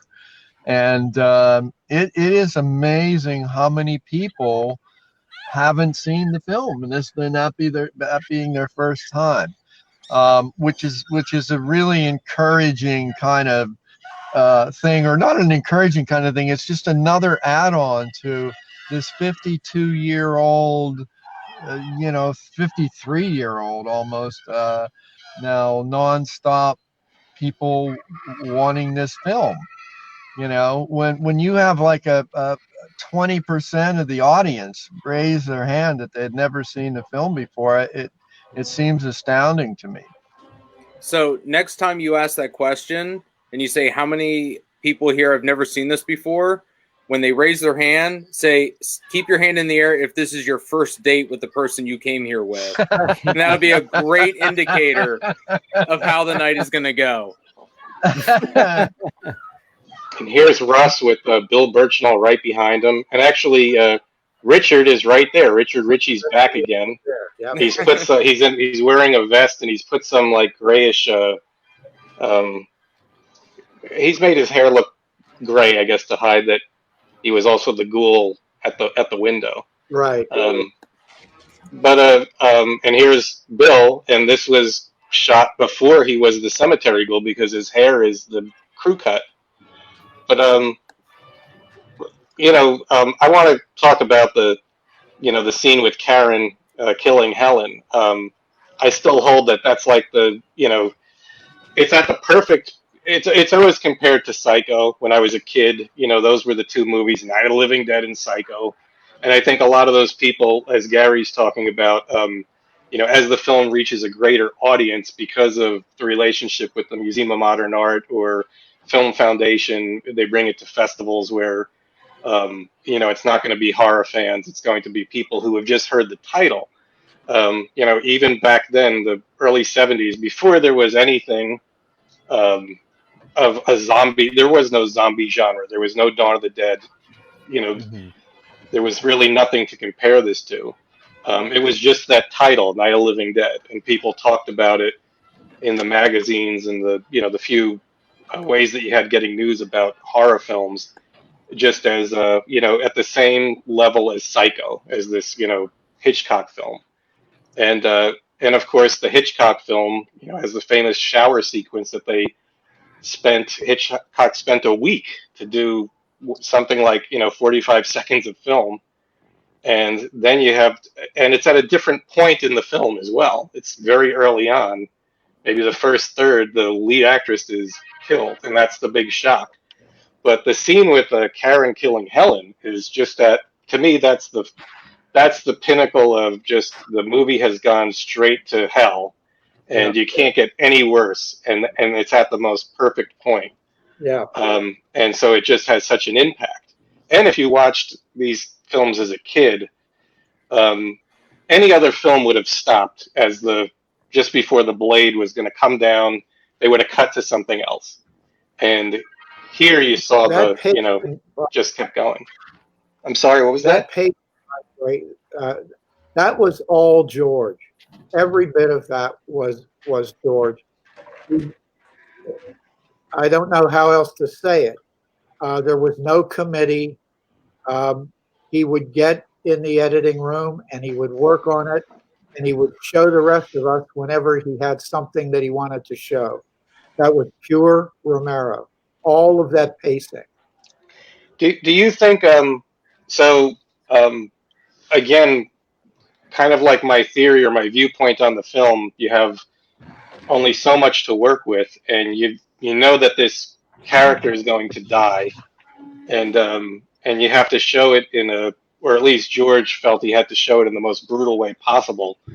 Again, was that like, necessity being the mother of invention? He knew that, well, I think one time when I asked George about it, he said, well, we didn't have like a full Maryland dummy that we could, realistic dummy that we could, stab. So we had to kind of do it the best way we could. Is that why he used shadow and, the fake blood? And that was all a part of it, but it was also, frankly, this aerial footage I shot, and I wish a little bit more of it.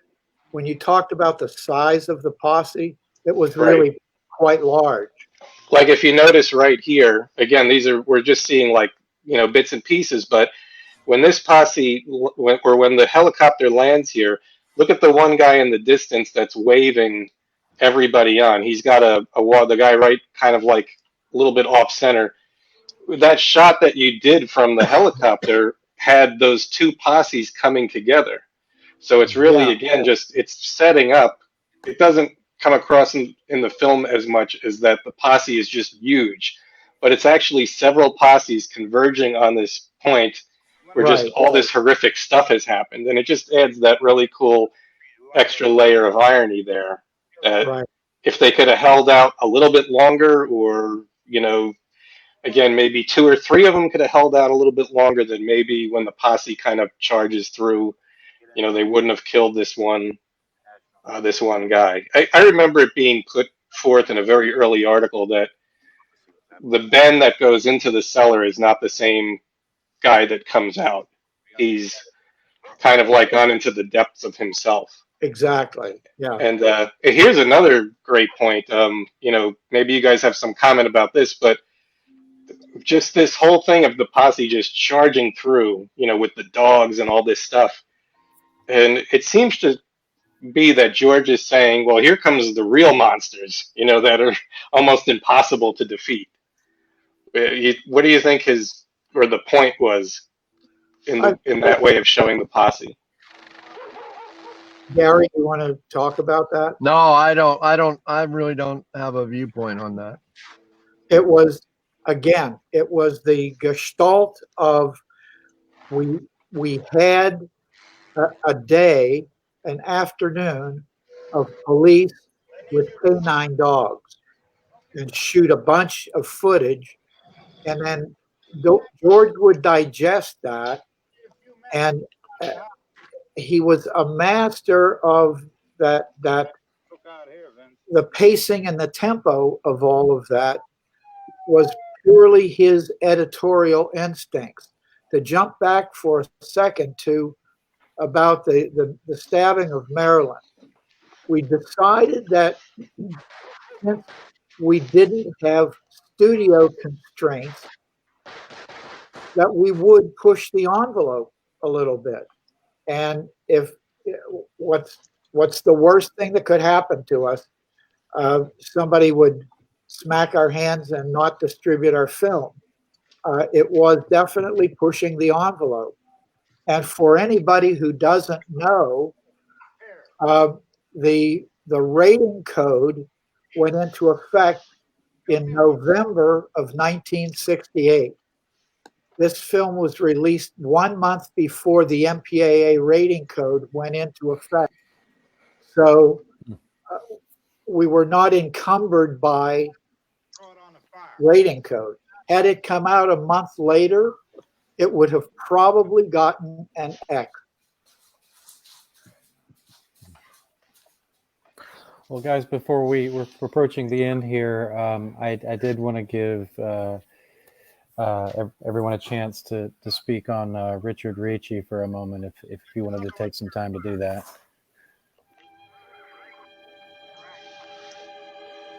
Gary, I'll start. Yeah. Richard was he was my oldest friend, and not particularly during the latent image days, because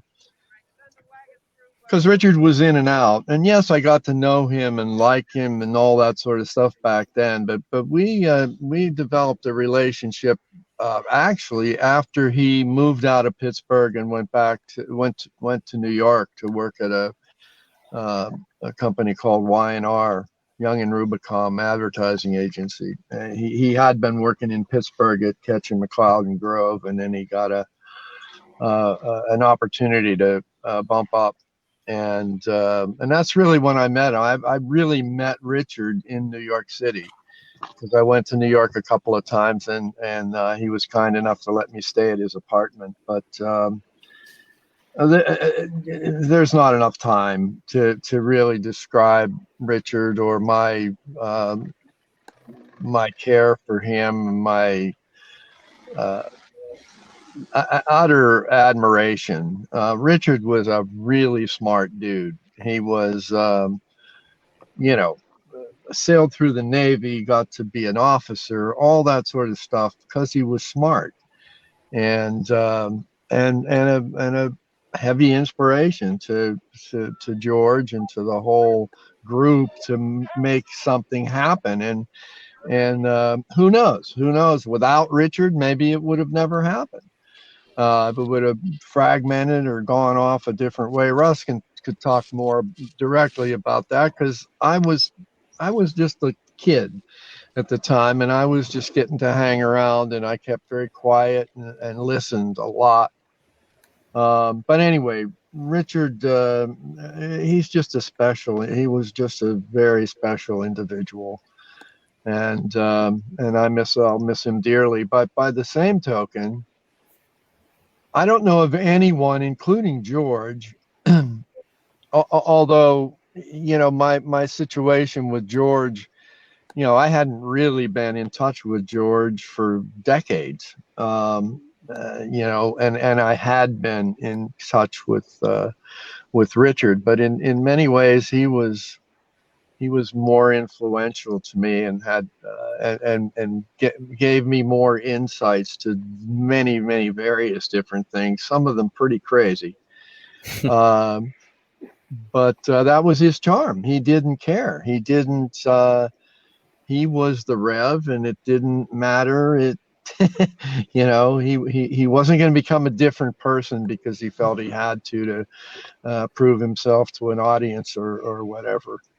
So, yeah, but having gone through all that, I've been back connected again just because of Image 10 and him being on the board, and I went to Bologna to a film festival, and he goes, "Oh, well, then I'll go to Bologna." It was that kind of thing, and his brother Ed came along as well, and it was I don't know, but I got to know him really well, I would say, in the last 10 years, maybe 8 years. And I was really, really happy. One of the things I'm most pleased about is I was able to, just out of coincidence, we did the Living Dead Fest, and that's how we got Richard back into the pack. And got people to really get to meet him and understand, the depth of the part that he played in this whole adventure. And I'm really, really glad that happened, because otherwise, if that wouldn't have happened, Richard wouldn't have been the top name on people's minds, and I'm sure you guys can answer that question more than me. It was great to actually meet Richard Richie and be able to talk to him, and the guy just he always had as much time as you needed.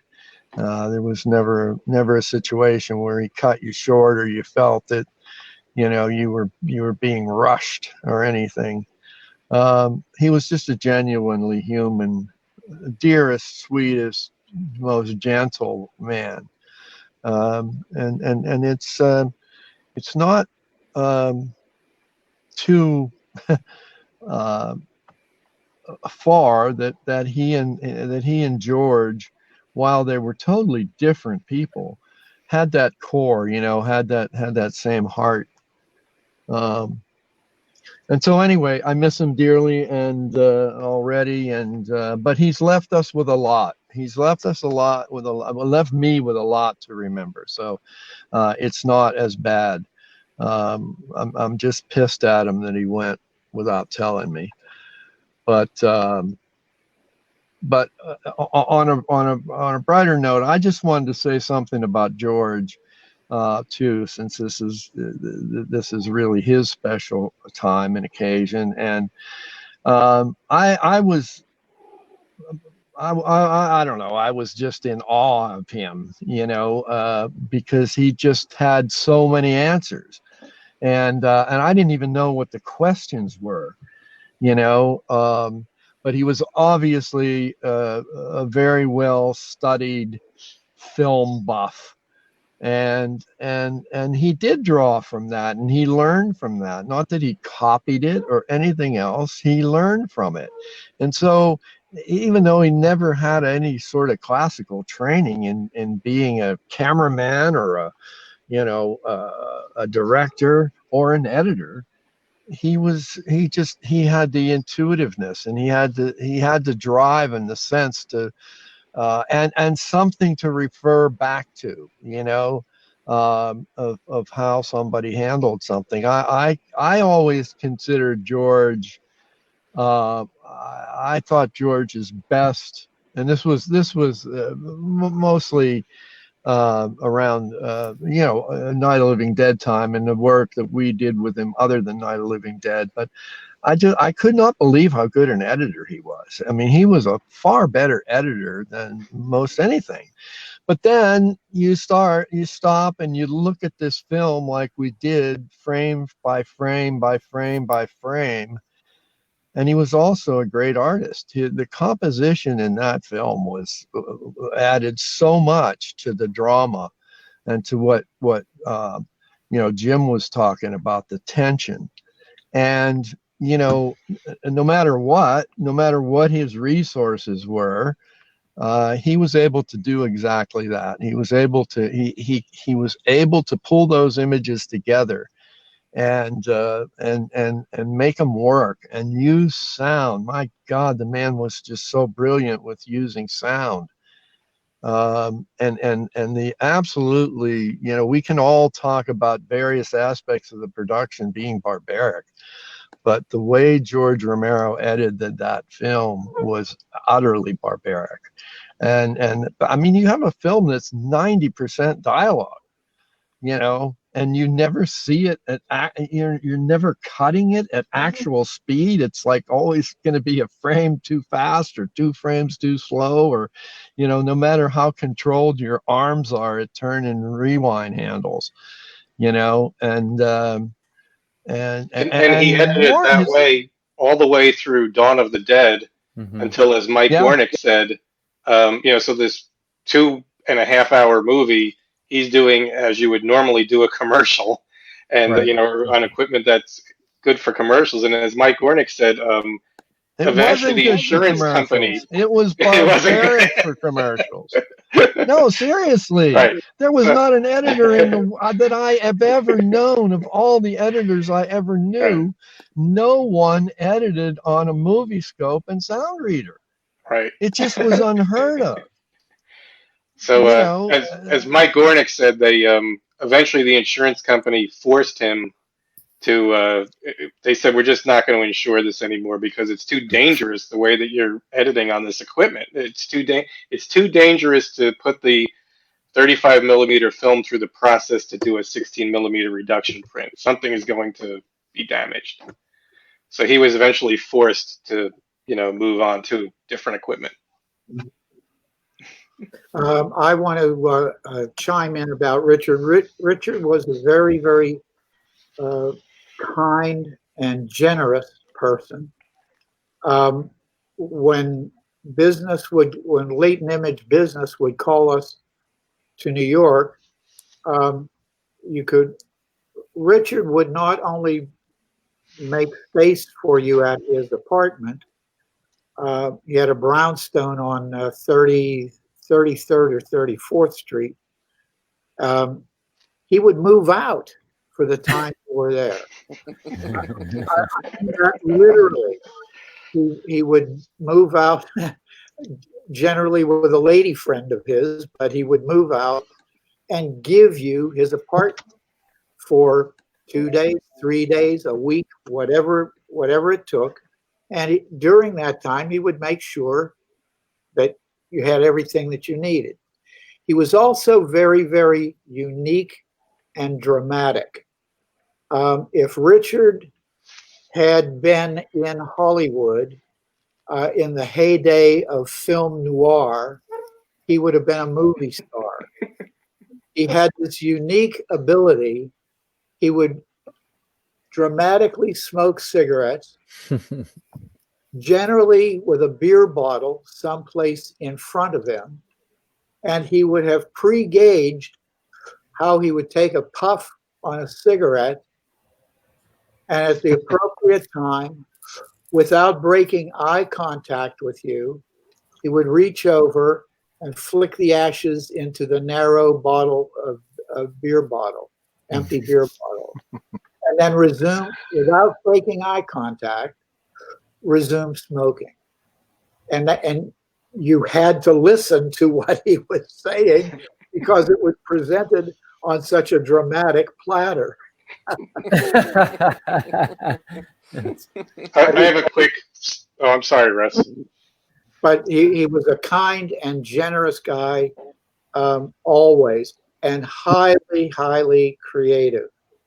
And as far as Brother George was concerned, it's indescribable what an inspiration he was.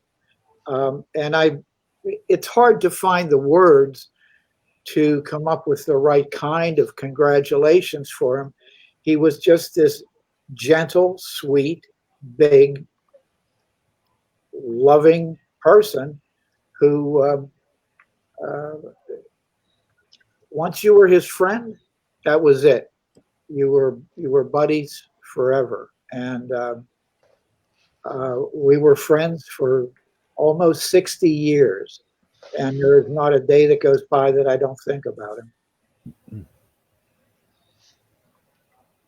I just have a quick story about Richard. Like I said, I'm working with Image 10 and Gary and Russ, and then Richard becoming one of the directors as well. We would have these, and there's just been a lot of stuff to deal with in regards to Night of the Living Dead, and like I said, trying to get it into its like proper position while we're here to do it. And Richard so we would have these marathon phone calls about whatever, usually a multiple number of topics or adversaries on every front, and we would just go on and be telling Richard, and he would quietly listen and be supportive. He was always 100% supportive of what we were trying to do, whatever, however crazy the what the strategy moving this way or that way, or to deal with a particular situation. He was always there to listen, and he was very supportive, and he wouldn't say anything, and we would just bombard him for like an hour or two with all of this information, legalese, just all this stuff, and then there would be a beat, and you'd hear him go, "Woohoo!" Well, guys, look, I'm right there to support you. And so one time, Gary and I were talking to him about some issue. And when we got done, he said, "Can I say something?" And we said, "Sure." He goes, he had a couple things, but the last one is, he said, "You guys are going to go out tonight or this weekend and go and have a dinner, and there's going to be alcohol involved. Take your wife, take whoever, and I'm going to pay for it." And I said this wasn't long ago. This was like maybe late last year or fall of last year. And we said, and Gary and I said, "Well, that's really nice, Richard, thanks." And I said, "Well, why don't we save this dinner for when we could all be together?" And again, there was like this beat, And all of a sudden he goes, no! He goes, you're going to go out this weekend and go have that dinner. So we did, you know, it was just, but it was just the kind of guy he was. And like I said, I feel cheated now, you know, being able to know him these last few years, working on, you know, aspects of this film, you know, the legal stuff and so forth. And now that, you know, things are calming down and it's just a lot less turbulent and Night of the Living Dead is doing its thing. It's been very successful with Janus Films and Criteria, still going strong with them. And they keep getting it into different markets. And now there's some talk of overseas, you know, further overseas than just the UK. You know, things have calmed down. Now would be a great time. You know, he would have loved chats like this. And this is a direction we've talked about moving with not just Night of the Living Dead, but with all the actors, you know, the actors that I represent for conventions and so forth, because we're probably not going to have conventions for the next, you know, at least well into next year. There's not going to be anything like what we're used to. So Richard would have been all about this. And like I said, I feel we've been robbed of like this time we could have had now where everybody could have been a little bit more intimate with him through chats like this. Mm-hmm. Well said. Yeah. And George, you know, I didn't really know George. Whenever I was around George, there was, you know, it was usually at a convention, there was just tons of people vying for his attention. So I'm not one to like elbow my way in and, you know, that I'm more important than somebody else. So I always just kind of stayed in the background. But, you know, George is the reason we're all here and the reason why we're all friends. And, you know, this circle goes well beyond, you know, just the five of us here. And so, you know, we owe him appreciation and gratitude for that he, you know, I tell people all the time, you know, about the other area that I work in is the actors from the Japanese films like Godzilla and so forth. And, you know, there's so much more of a cultural barrier between the two, you know, Japan and the United States. And it's just amazing, just like Night of the Living Dead and Dawn of the Dead and Martin, that these films, you know, go over there and speak to that culture, fans in that culture, viewers in that culture, just as Godzilla and the Japanese special effects films come to the United States and all over the world and, you know, basically do what governments and politicians can't do, which is bring us all together. It brings our likenesses to the forefront, you know, that we like these films. It's something that we all share rather than our differences. And especially in this day and age with, you know, everybody with just the United States being so polarized, that's why these films are important. It's not just popular culture. It brings people together with a common interest. And for that, again, we owe George a big, you know, debt of gratitude. So no other way to say it. You know, we all wouldn't be here without him and know each other without him. Well said, I want to thank you guys for allowing me to participate in your gathering tonight. I do have a commercial message from Garf. Garf has, they have some giveaway items. Is it an appropriate time before we wrap up? Go ahead. These are gifts, giveaway gifts going out to. There is a Day of the Dead poster, 24 by 36 poster, going to Kayla Stegaville. I think I'm probably butchering her name, but Kayla, you got yourself a poster. A Night of the Living Dead 24 by 36 poster going to Brian Daly. 2 Night of the Living Dead 11 by 17 posters. One going to Amy Orcutt and Victoria Timpanero. 2 Garf shirts going to Michelle Parsons and Matt Kalka. and the winners will be notified by email within the next 24 hours. Awesome. Thanks for doing that, Russ. Thank you, Russ. Sure enough. No, And thank you guys for being on for, I mean, it's going on 6 hours. So Yeah. Ooh, a double thanks, Matt and header. Eric. You guys are real troopers here. No, we were glad to be able to do something. The technology that you've put together works extremely well. Congratulations. Thanks. Thank you, Russ. I mean, thanks to Eric for a lot of the technical support and everything. You know, we just to do something different, and you know, we're very gracious and appreciative of your guys' time and your night to come and hang out with us. And obviously, the fans loved every minute of it. I was watching the comments, and every little bit of knowledge that was dropped, everyone was eating it up. You know, 52 years later, we're still learning stuff. Great. You know, Jim Cirronella will be educating us 52 years into the future. I hope I'm there 52 years. He's never going to run out of information. You know, and it's, you know, we had a blast. We miss George. We miss seeing you guys. Yeah. We miss being together. We hope we get to do it again soon, safely and quickly. And honestly, there's not enough thanks to go around for you, Gary, Russ, and Jim, and Lori and Mark, and Mike, and those guys that joined us throughout the night. I was looking forward to this more than anything. I needed this today. Good. Let's do it again next year. Glad to I'm come gonna back get a green anytime. screen. I'm gonna get a green screen rigged for my truck, so that because I kind of like the lighting, I like the sound quality.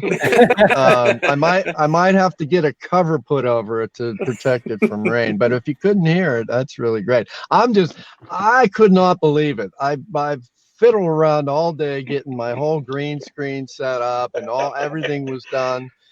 And it's like 45 minutes before the damn show, and my power goes out. To the best of my knowledge, I don't know. I've been sitting in my truck; it might still be out, but so I might come back into the truck, and talk about technology. My whole thing is lit by the light off the screen of my phone. You know, it's. And the irony is that he was setting up the green screen because he was going to project that he was in a truck in his house. See, but that's an indication of the resourcefulness. I mean, you get dealt a hand of cards, and you play them. Period. Yeah, well, you know, I was about to give it up. And then I hadn't given any, you know, paid any attention whatsoever to whether I could do this on my phone. I didn't know the whole thing. And then all of a sudden I had Jim email because I couldn't get the link that you sent me. Well, I guess actually I could have, but I couldn't. Well, maybe I could have. But anyway, Jim sent me the link and I hit it, and ba-boom, I'm here. And now I'm going. And by the way, because most of this time it's about 90 degrees, maybe 87 now, and so I had to have the windows down while it wasn't raining. So my entire whole world here is just filled with bugs. You're a trooper, Gary. So, yes, we appreciate the sacrifice. Like a flashback to what Russ was saying. I don't have any and that's the beauty of it. I don't have any lights that are hot enough to burn a bug. Technology's come a far way. No, we love it. Take care. All right, guys. Yeah. Thank you, guys. Anytime. Thank you. Thank you. Thank you, guys. Everybody that watched, appreciate it. Thank you so much. Good night. Yes, sir. Good night, everyone. Guys. Good night. Good night. Stay scared.